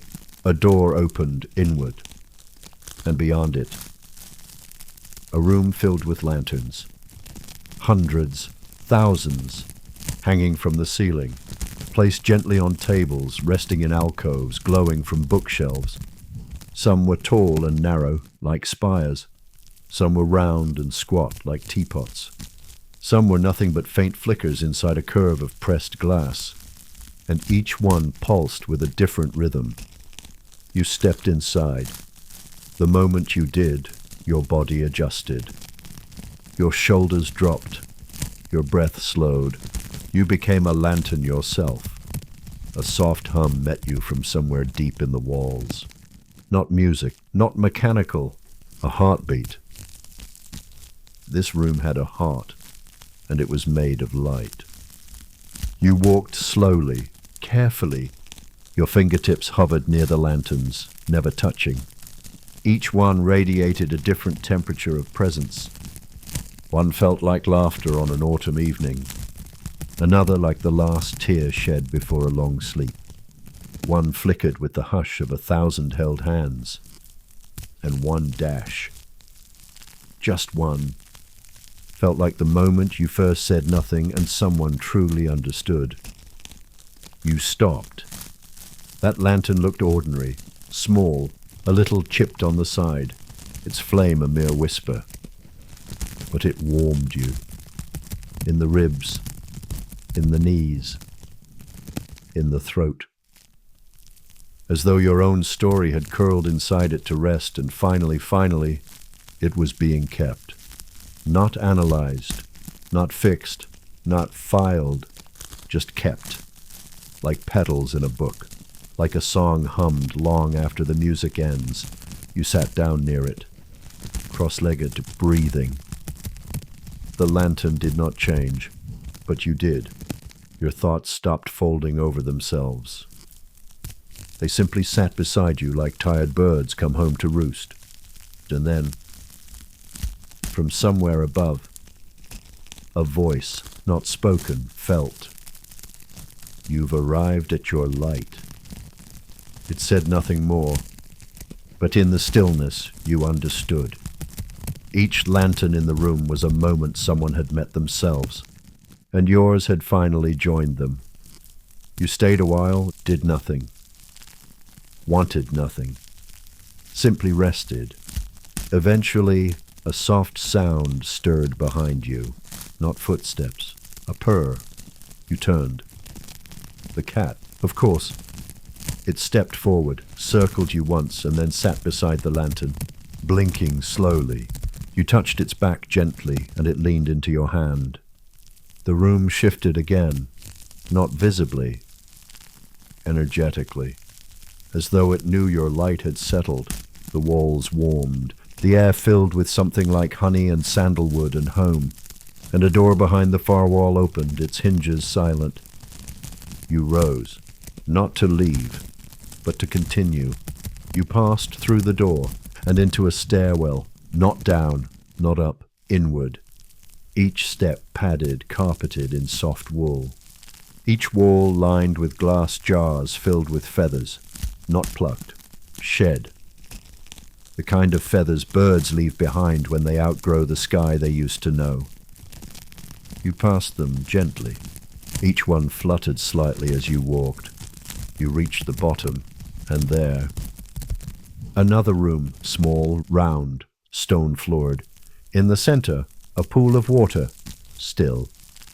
Silent, reflective, you approached, looked in, and saw not your face, but your light, your presence, not as others see it, as the field does.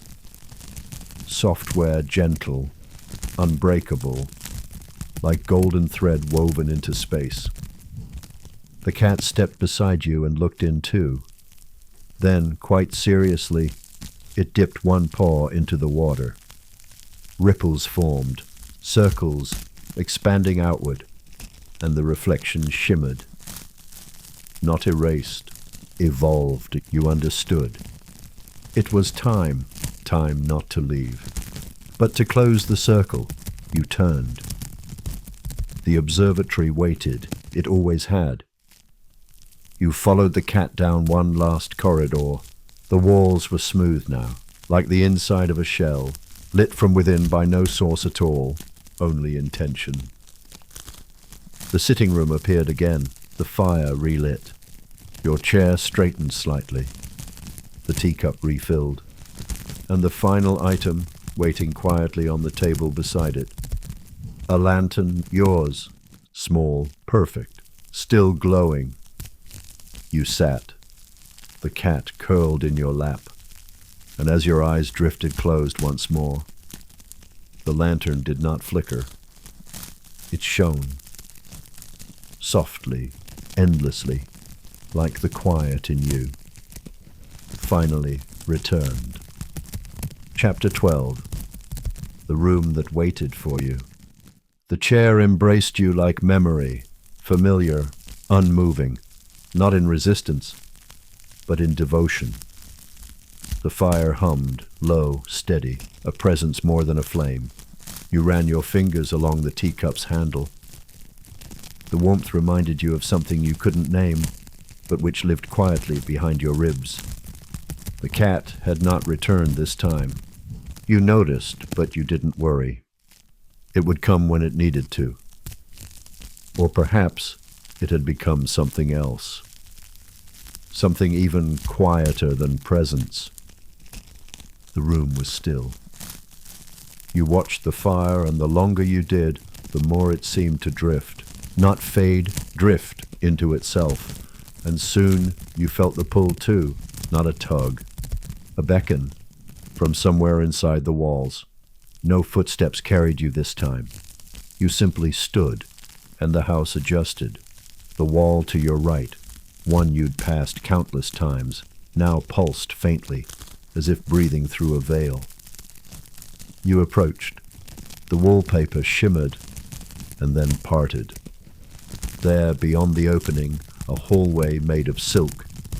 Yes, silk. The walls were soft, opalescent, shifting slightly in color with every step you took. Rose, gold, dove gray, hushed lilac. You didn't question it. You walked slowly. The hallway curved like a ribbon being unspooled, and with each turn the temperature changed. Not dramatically, but intimately. Warmth, then coolness, then something between, a rhythm of arrival, and at the end, a door. It looked like a page, not made of wood or glass or stone. A page, textured, cream-colored, waiting to be turned. You touched it. It rippled once and then unfolded inward. And inside Dash, the room that had always been yours. You had not seen it before, but you had felt it, in dreams, in still moments, in the way your chest softened when you looked at the moon from a moving train.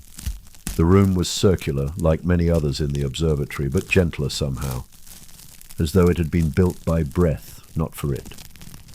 The floor was woven of threads, light and dark, thick and thin, woven not for design but memory. Each thread pulsed faintly, like the path of a thought that once mattered deeply and never quite left. The walls were shelves, not filled with books, but with objects. Yours, a ribbon from childhood, a seashell you carried in your pocket for a month, a corner of an old letter you never finished reading, a key to a drawer you never opened. They weren't there for meaning. They were there because you loved them. Once, and love, the observatory seemed to say, is always enough. In the center of the room stood a small table. Upon it, a pen, a blank card, and a folded cloth. You approached, unfolded the cloth. Inside it, a mirror, no frame, just a piece of reflective glass, smooth and curved like the surface of a still pond. You looked into it and saw not your face, but your quiet. The part of you that doesn't speak in words. The part that waited every year for snow. The part that watches candlelight without expecting anything from it. You took the pen, not to write something profound, but to notice. You wrote, "I am not separate, I never was," and as you placed the pen down, the card folded itself. The shelves glowed, one by one, not brightly, just acknowledgement. A nod from the quiet parts of yourself. Then a sound, software rhythmic, footsteps. You turned, and there stood the man from before, the one who had handed you the book. His eyes held the same starlight, but softer now, almost amused. He said nothing, just nodded once, as if to say, "You found it." You didn't reply aloud, but your breath did, and that was enough. He stepped aside and gestured toward a final doorway behind him. You followed, and the room beyond was sky, a room made of nothing but sky, walls invisible, floor a barely there mist. Above and around you, stars, planets, clouds shaped like memories. You walked carefully, though there was nowhere to fall. And in the center, a bed. Yes, a bed, not grand, not ornate, simple, sacred, like a cradle grown for someone who had outgrown cradles but not wonder. You approached it, climbed in. The linens were soft, threaded with silence and stardust. The pillow knew the shape of your thoughts. The covers held you like story. And above dash, the sky. The real one, the dream of one. Did it matter? You looked up, and you saw yourself, not reflected, not imagined, recognized, in the pattern of the stars, in the hush of the dome, in the echo of every breath you'd ever taken in love, in loss, in longing. They were all here, alive, and then everything stilled. No more sound, no more time, only rest. Not sleep as escape, sleep as return. And as your breath slowed, as your shoulders surrendered, as your eyes softened into the shape of the sky, the room whispered, not aloud, but in you. This was always yours. This was always you. And you drifted, not away, but home. Chapter 13, The Spiral Beneath the Floorboards. You did not wake. You returned. The bed had vanished. Or perhaps it had become something else. Mist, warmth, light. You weren't sure. You were sitting again, though you hadn't moved. The chair welcomed you back. The fire was once more alive, just as you had left it. The room was unchanged, and yet you were not the same, not less, not more, just revealed. As though every moment spent in the observatory had gently unwrapped a layer you no longer needed to carry. You exhaled. The cup of tea was there again, still warm, still waiting. You didn't drink it this time, you simply held it. Its warmth, real, tangible, like the kindness of something very old remembering your name. The cat returned, silently. It stepped across the rug, stretched once, and curled beside your foot. Not on your lap, not in your arms, beside you, as though it too had come back from something important. You sat there for a long time, or no time at all, and then a vibration, not loud, not urgent, but deep. It came from beneath the floorboards, a hum, a breath, a spiral waking up. You stood. The cat did not move, but its tail twitched once in approval. A door had opened.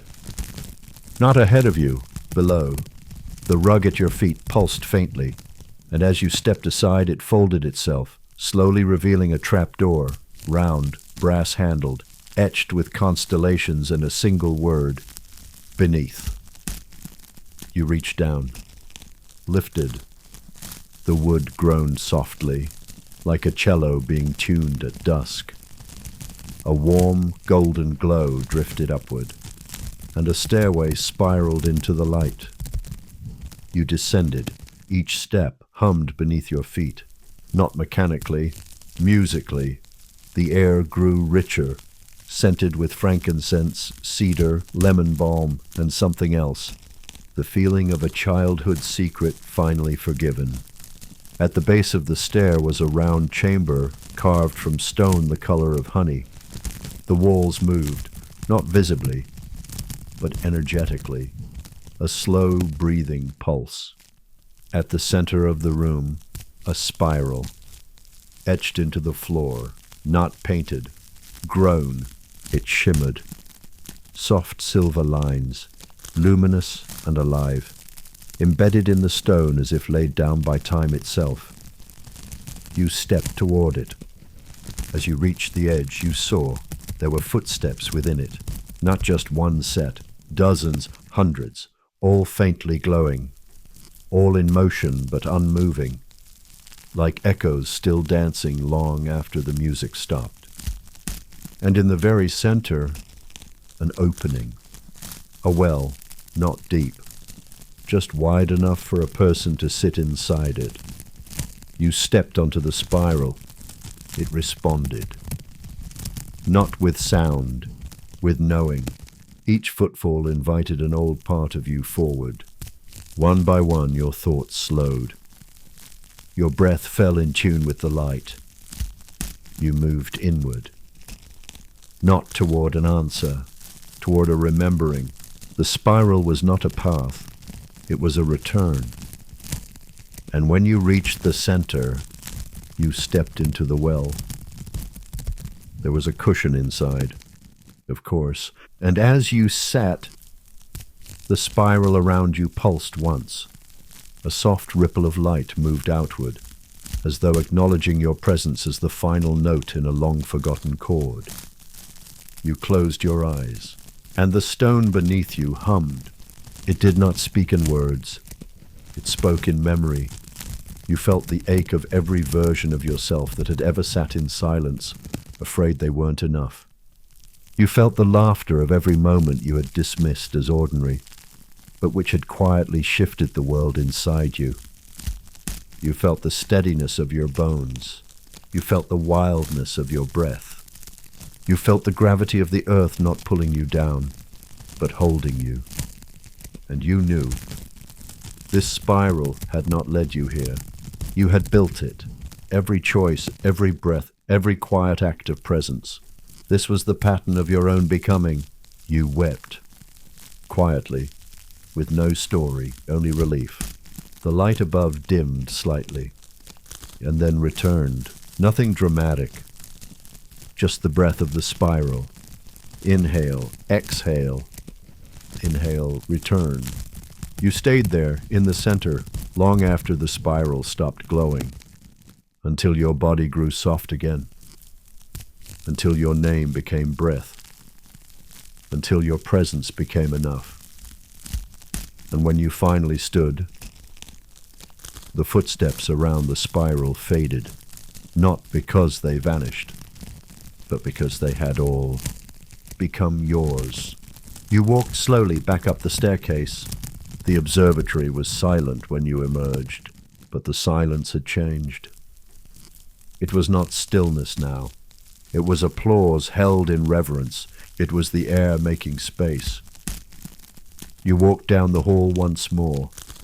The chair welcomed you. The cat climbed back into your lap, not in need, in companionship.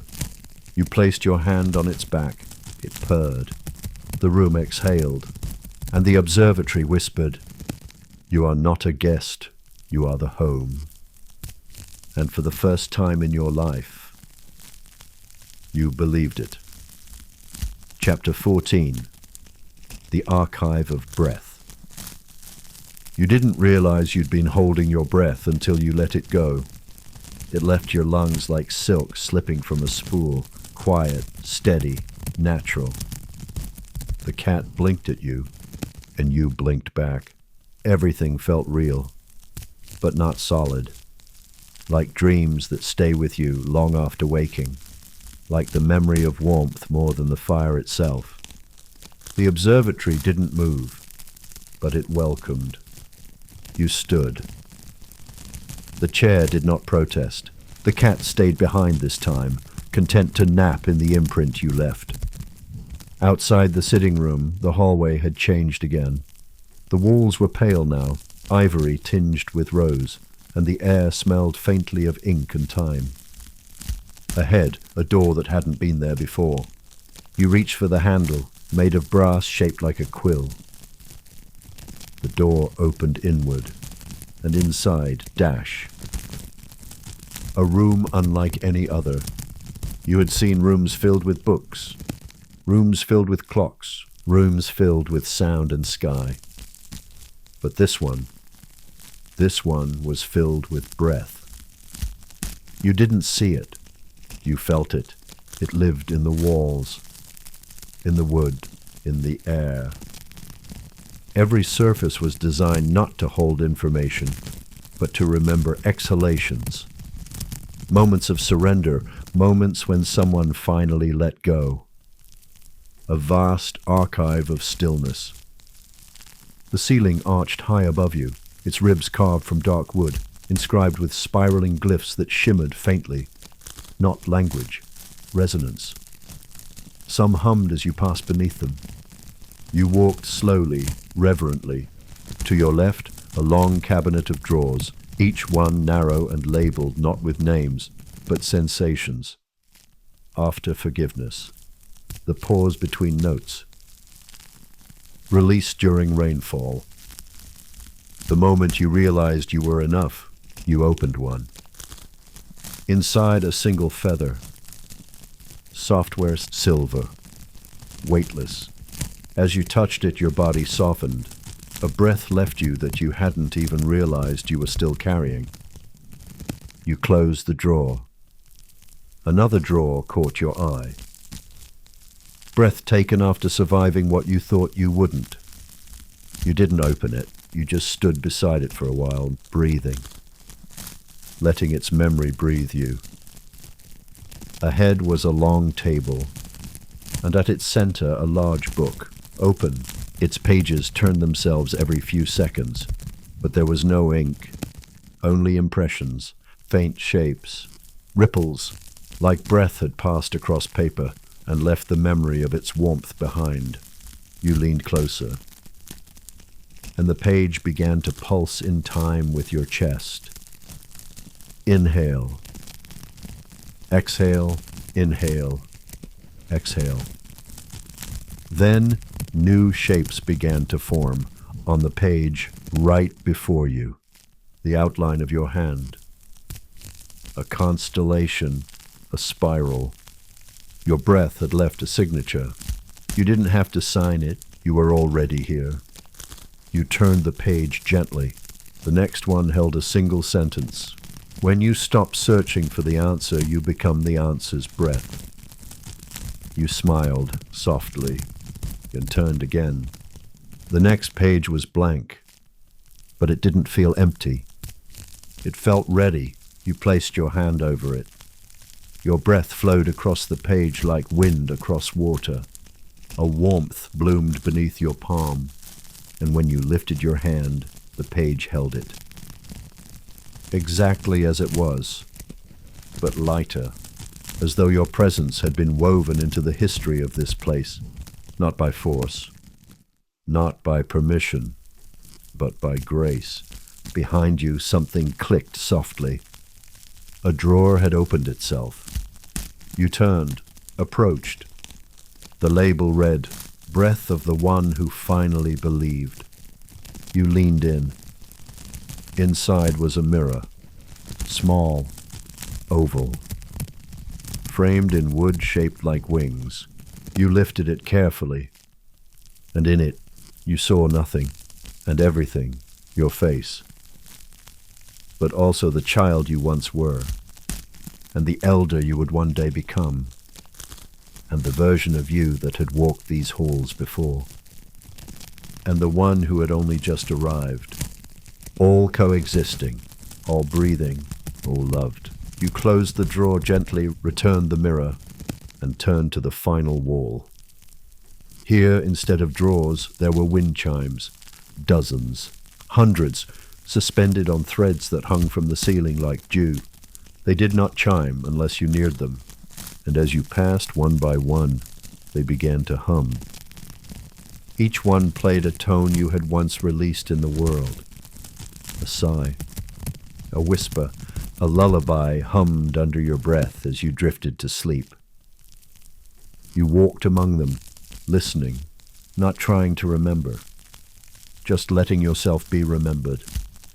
At the end of the room, a single door stood open, framed in ivy. Beyond it, a garden. You stepped through. The air outside was cool, not cold, the kind of cool that made you want to wrap yourself in a shawl and watch clouds drift past the moon. And in the garden, a bench, upon it, a folded note. You picked it up, unfolded. In the familiar handwriting it read, "You do not have to hold the light. You only have to remember it is already in you. And let it breathe." There was no signature. You sat on the bench. The cat emerged from the shadows once more, climbed into your lap. Its weight was comforting, like a paperweight on the pages of your own softness. Above you, the stars shimmered, familiar now. Not distant, not overwhelming, just companions, old quiet friends. You closed your eyes. Not to sleep, but to settle, to feel the breath of this place breathing with you. One inhale, one exhale, and in between, and nothing to do, nothing to fix, only to rest, and to be breathed by the quiet. Chapter 15. The Windless Room. You remained in the garden for a long while, not because you needed to, because you could. The bench beneath you had warmed with your body, and the cat purred softly, pressing into the cradle of your lap like a prayer returned. Above, the sky had softened, not darkened, not brightened, just softened, as though it too had exhaled after holding its breath for centuries. A breeze stirred the ivy. The lanterns swayed faintly, casting long shadows across the stones like arms reaching across lifetimes. You stood, finally. The cat leapt gently to the ground and padded ahead. A narrow pathway had opened beyond the garden, winding between low hedges that glowed faintly, not from light, but from memory. You followed.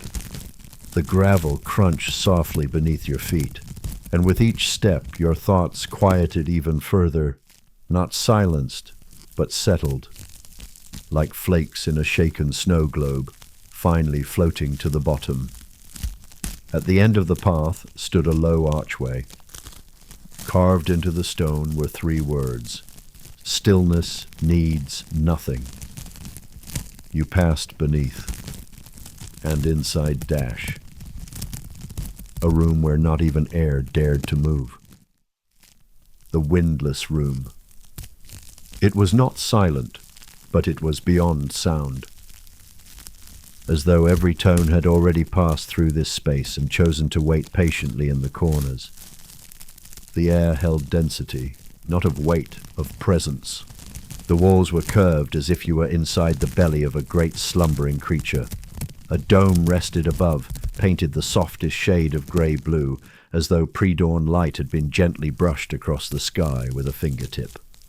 You stepped forward. There was no furniture, no books, no instruments, only floor cushions, and in the center a wide, shallow bowl, empty. You knelt beside it and knew. You were meant to place something in it, not an object, not a thought, a burden, the one you didn't even realize you were still carrying, the one made of years and shoulds and old efforts and invisible bracing. You closed your eyes, placed both hands over your heart, and listened. What was still being held? What had outlived its purpose? What quietly asked to be released, now that the quiet had grown deep enough to hold it? And there it was, not in words, a sensation, a tiredness you'd made into a personality, a striving that had once protected you, but now just kept you from resting. You lifted it gently, imagined it in your palms, and placed it in the bowl. It did not vanish, it settled, like a coat removed after a long journey. The bowl glowed faintly, then dimmed, and that was enough. You sat back on the cushions, and the windless room wrapped around you like a shawl. This was not meditation, it was reunion. Nothing to fix, nowhere to get to, only the realization that you were already here, and here was sacred. Your breath slowed. The floor rose gently beneath you, not physically, but energetically.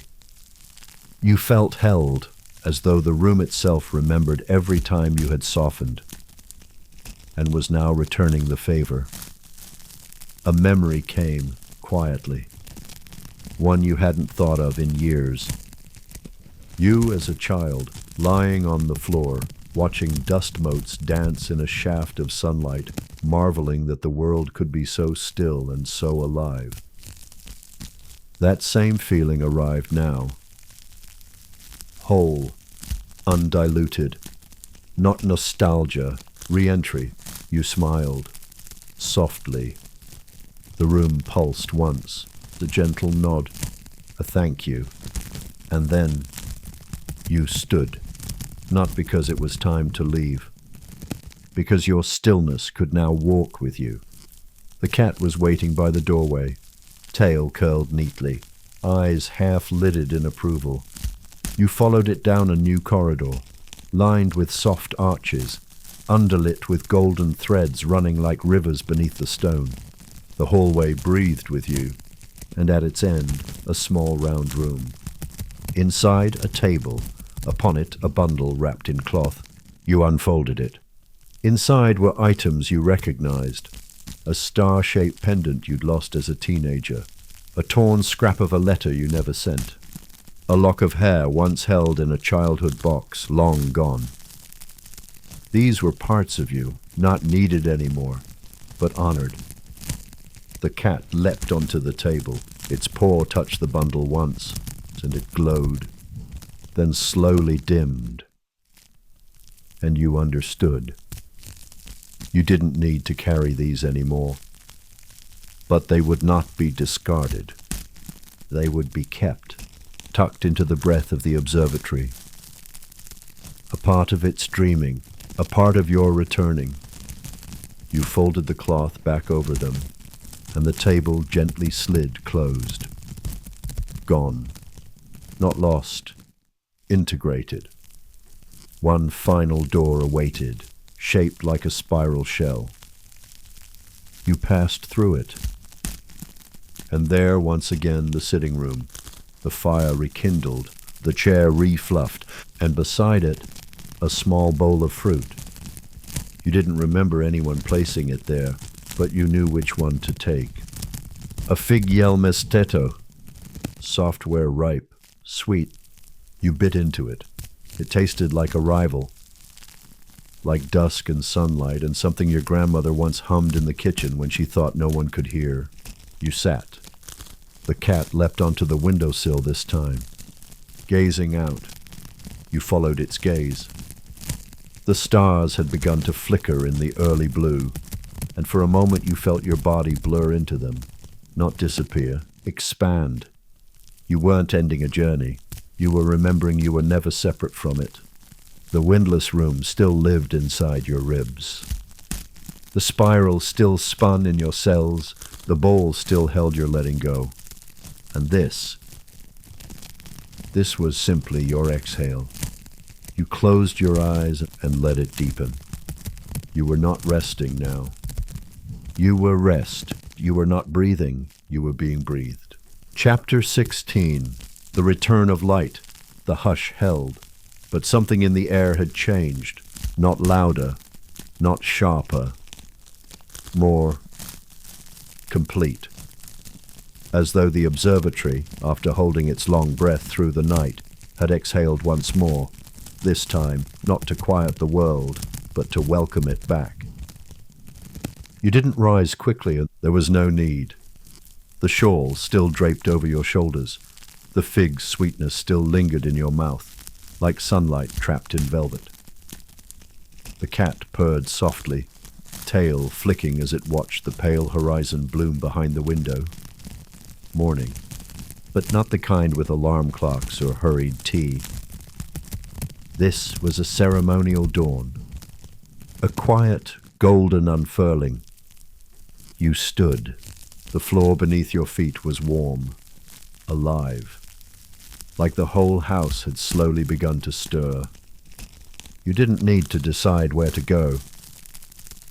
Your feet moved on their own. You walked past the fire, past the quiet bookshelves and closed doors, past memories that now belonged to you not as burdens or puzzles, but as blessings. You entered the main hall, and for the first time, light poured in through stained glass windows. Not dramatic light, gentle, honey-colored, the kind that makes your skin glow with no effort. Each window held a pattern you hadn't noticed before. One showed a sleeping child in the stars, another, a cat curled on an ancient book. A third, a spiral of breath, coiling into the shape of a heart. All of it familiar, like your reflection meeting you in a new mirror. You walked toward the front door, the same one you had entered through what felt like days ago. Its blue was richer now, more velvet than charcoal. The brass lion knocker gleamed, and above it hung a small plaque you hadn't seen before. It read, "All who return leave more whole than they arrived." You smiled, but you didn't open the door yet. A sound came from behind. You turned. The cat had followed you, but not just the cat. The hallway behind it shimmered, and from its depths emerged figures. Not solid, not ghostly, just present. People who had once walked these halls. You didn't see faces, but you felt them. A teacher who once showed you how to read wonder into clouds. A stranger who smiled at you on a bridge years ago when you needed it most. The version of you that sat in a hospital waiting room praying for something to change. The you that had forgotten how to dream. And the you that never stopped. They all stood there, breathing with you, holding nothing, expecting nothing, only witnessing. You nodded. They nodded back. The cat meowed once, softly, and padded toward the wall, where another door had appeared. Not the front, a side door, one you hadn't known to look for. The cat sat beside it and waited. You stepped to the door, no knob, just a gentle push. You leaned into it, and it opened to the garden. But not the same garden, now filled with dawn. Mist curled around the rose bushes like silk scarves. The path ahead glistened with dew. You stepped out. and the door eased shut behind you. No latch, no lock. Just completion. The garden greeted you like an old friend. The hedge shimmered with memory. And ahead, at the far end, you saw it. A simple gate, open, beyond it a road, and beyond that, your life. But not the same one. Not from the outside, from the inside. Because you were not returning as who you were. You were walking forward as who you had always been. Now remembered, now whole, now light. You didn't rush. There was no need. The world would wait. The breeze was warm, the birds quiet as though listening. The sun, just beginning to stretch its limbs, greeted you with a slow kiss on the cheek. As you reached the gate, you paused.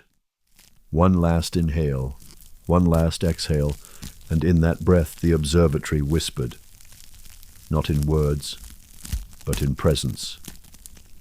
You are the stillness you came seeking. You are the sky you longed to touch. You are the memory you thought you had lost. And now, carry that light home. You stepped through the gate, not to leave it behind, but to carry it within you. The light, the spiral, the silence, the stars, all of it now lived in your breath. You walked onward, and behind you, in a Victorian observatory nestled in a place outside of time.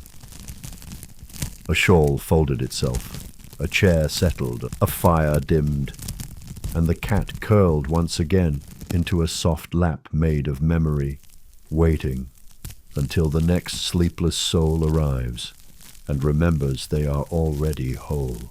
Chapter 17. The Field of Listening. The path from the gate was lined with stones the color of ash and honey. You didn't remember seeing them on your way in. But then again, the road back is never the same as the road that brought you here. It curved gently. No signs, no fences, just open fields that shimmered like morning silk, soft as a lullaby still playing long after a child has fallen asleep. The breeze moved like breath, slow, steady, listening. You felt no urgency, no push toward destination. Instead, each step felt like a punctuation mark at the end of a thought you didn't know you were writing.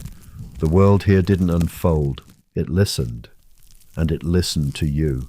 Not just your footfalls or breath, but your silence. That deep, bone-level stillness you had gathered from the dome, the bowl, the dream glass library, and now it walked beside you. No effort, no name, just presence. You passed a copse of trees. Their trunks were pale and smooth, bark like linen drawn tight across old wood. Each one bowed slightly, leaning toward the path as if listening. At their base, mushrooms the size of saucers glowed faintly in the shade, not with bioluminescence, but with memory. One flickered as you passed, and a thought arose. I am remembered by the earth. It wasn't yours. Or maybe it was, but it didn't need to be thought. It only needed to be felt. You continued walking.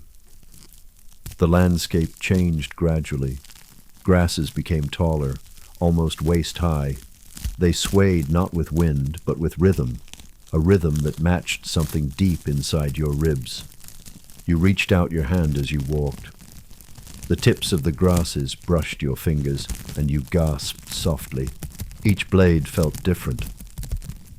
One, cool and silky. Another, warm like the belly of a sleeping animal. Another, like breath. Each texture carried a note. And together they played something not quite music, but not quite silence. The field of listening. That's what it was. You didn't know how you knew. But you did. This was a place where the sky recorded things, not in ink or sound, but in essence. You stood still, and the field stilled with you. No birds, no wind, just breathe. And then a flicker above. You looked up. The clouds above were not ordinary clouds. They shimmered with patterns. Spirals, symbols, fragments of drawings and words and music notes that danced just on the edge of recognition. One shape resolved into a memory. A small version of yourself, age unknown, sitting on a swing in the evening, humming to the sky. The pattern shimmered, then dissolved. Another formed. The touch of a hand on your back the moment you thought you would break. Not the memory itself, but the energy of it. It hovered for a moment, then shifted into gold light and scattered into the grasses. The field was showing you something, not teaching, revealing, that all things are witnessed, that nothing ever truly leaves, that every moment you've ever lived, even the quietest, lives on somewhere in the listening. You closed your eyes, and for a long while you simply stood, letting the grasses touch you, letting the sky reveal itself, letting the earth remember you. Eventually, you opened your eyes, and ahead, a structure, small, round, roofless, like a stone sanctuary at the center of the field. You approached it slowly. Inside, a single cushion worn by time. A journal rested on a wooden platform, along with a piece of coal and a thin wand of chalk. You understood. Write what you wish to be remembered as, not by others, but by the field. You sat on the cushion, lifted the journal. Its cover was soft leather. On the front, a spiral, again, the same one as the seal, as the book in the observatory, as the movement of your breath. You opened to the first page, blank. You held the chalk in one hand, the coal in the other, and asked silently, which one tells the truth? The chalk felt light, temporary. A whisper, the coal, dark, earthy, permanent, a weight. You chose both. The chalk to write the pieces still unfolding, the coal to inscribe the things already known. You wrote slowly. No need to rush. One line in chalk. I am not a thought, I am a rhythm. One in coal. I remember myself every time I pause. Another in chalk. I am a question that no longer needs answering. And in coal, I am whole even when hollow. You kept going. Not many lines, just a few, but each one felt like a returning.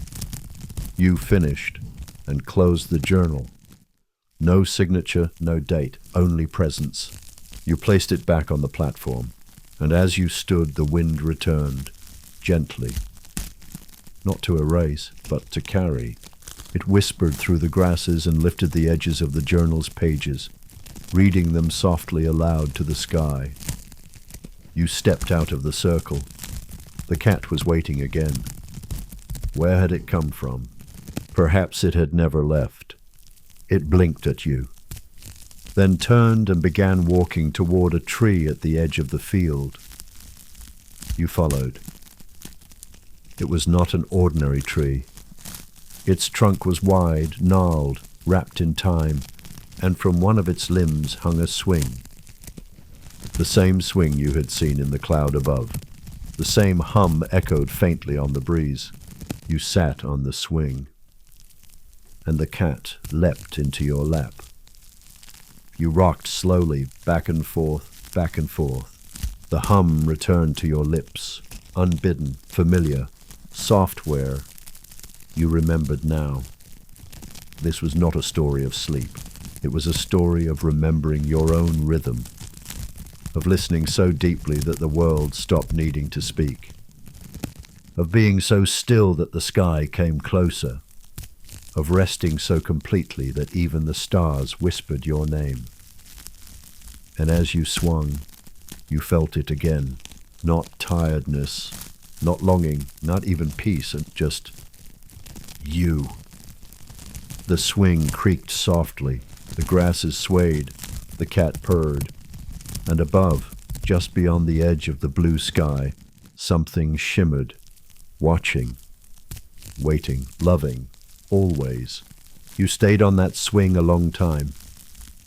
And when you finally rose, the swing kept moving, as though it had more remembering to do. You walked to the edge of the field, and there, one last path, lined with stones, a final chapter waiting, and you ready to meet it. Chapter 18. The Spiral Home. The path narrowed as you stepped beyond the swing. Still, it welcomed you. Grass gave way to moss, soft underfoot, cushioned and fragrant, smelling of pine and rainfall. Trees arched overhead now, tall and silent, their limbs laced together like fingers in prayer. You were walking not just forward, but inward, into the heart of the mystery, into the final fold. Above you, the sky softened to the pale indigo of near morning, not quite dawn, not quite night, that liminal veil between everything and nothing. You had walked into the spiral now, not around it, but through it. The spiral was you. Each step a return, each breath a chapter closing. And up ahead, a clearing, circular, stone-bordered. In its center, a mirror rested on the ground, round as the moon. You stepped into the clearing. The mirror did not reflect your body, not your face, not even your shadow. Instead, it shimmered with moments. Your hands placing the shawl on your shoulders, the book with your handwriting, the fig, the dome, the quill, the cat's quiet presence, the journal written in coal and chalk. Every gesture, every silence, every breath you didn't know you were breathing, reflected now not as memory but as essence. You sat before the mirror, and you wept, not with sorrow, but with recognition. You had always been whole. You had only forgotten. And now the mirror remembered for you. It shimmered one last time, then cleared. And in it, you saw a single spiral of light, moving outward and inward all at once. The spiral breathed, and so did you. In, outside, stillness, awareness, belonging. You stood. There were no words to say, only the echo of knowing. You stepped around the mirror and found a small satchel made of soft fabric. Inside, nothing. But as you held it, the fabric warmed. You understood. It would hold everything you now carried, without needing to carry it. You slung it gently over your shoulder. The final path appeared, leading upward now, not steep, but ascending. Your steps lightened, the trees parted, and at the crest of the hill you saw it. The observatory, not as you had left it, but glowing in the morning light. The dome open, the brass telescope shining, and standing before the door, no one and everyone, not in form, but in presence. You felt them, all the versions of you. The child who once gazed at the sky with a flashlight and a paper star chart. The teen who wept into a journal about not fitting in. The adult who forgot how to rest. The soul who never forgot. They were all here, and they were all quiet, no applause, no demands, just reverence for you, for your return, for your remembering. You walked to the door. This time it didn't open automatically. You knocked once, twice. A pause, and then a quiet click. The door swung inward. The cat sat waiting. Of course it did. You stepped inside, not as a guest, not even as a seeker, but as a keeper. The room had changed again, but not by much. A cup of tea steamed gently by the fire. A shawl rested on the back of the armchair. The books shimmered slightly, as though they knew their stories had been read and added to. And above the fireplace, where before there had only been shadow, now there was a framed print, a spiral. Within it, Tiny stars, tiny words, tiny symbols, not meant to be read with eyes, but with breath. You sat in the chair. The cat jumped into your lap without asking. You didn't need to sip the tea. Its warmth had already returned to your chest. You leaned back. The dome overhead slowly rotated, revealing the sky once more. Morning sky. Pale, still sleepy, like the world hadn't quite opened its eyes yet. You breathed. And the observatory breathed with you. Softly. One last sound caught your ear. The smallest drawer beside you opened, just a crack. Inside, a note, folded. You opened it. The same fine handwriting as before. When the world feels too loud, return here, even if only in breath. We will be listening. You smiled and placed the note into the satchel. It didn't add any weight. In fact, the satchel felt lighter, as though remembering was the only thing you ever needed to pack. The cat stirred, then settled again. You let your head lean back. The dome's gentle creak became a lullaby. The fire's quiet crackle a heartbeat. The light, a blanket. And as your eyes closed one last time, you whispered not to the room, not to the sky, but to yourself. I remember. And in that remembrance you slept, not to escape the world, but to rejoin it, fully, softly, in your own rhythm, with stars folded under your skin, and silence stitched into your soul.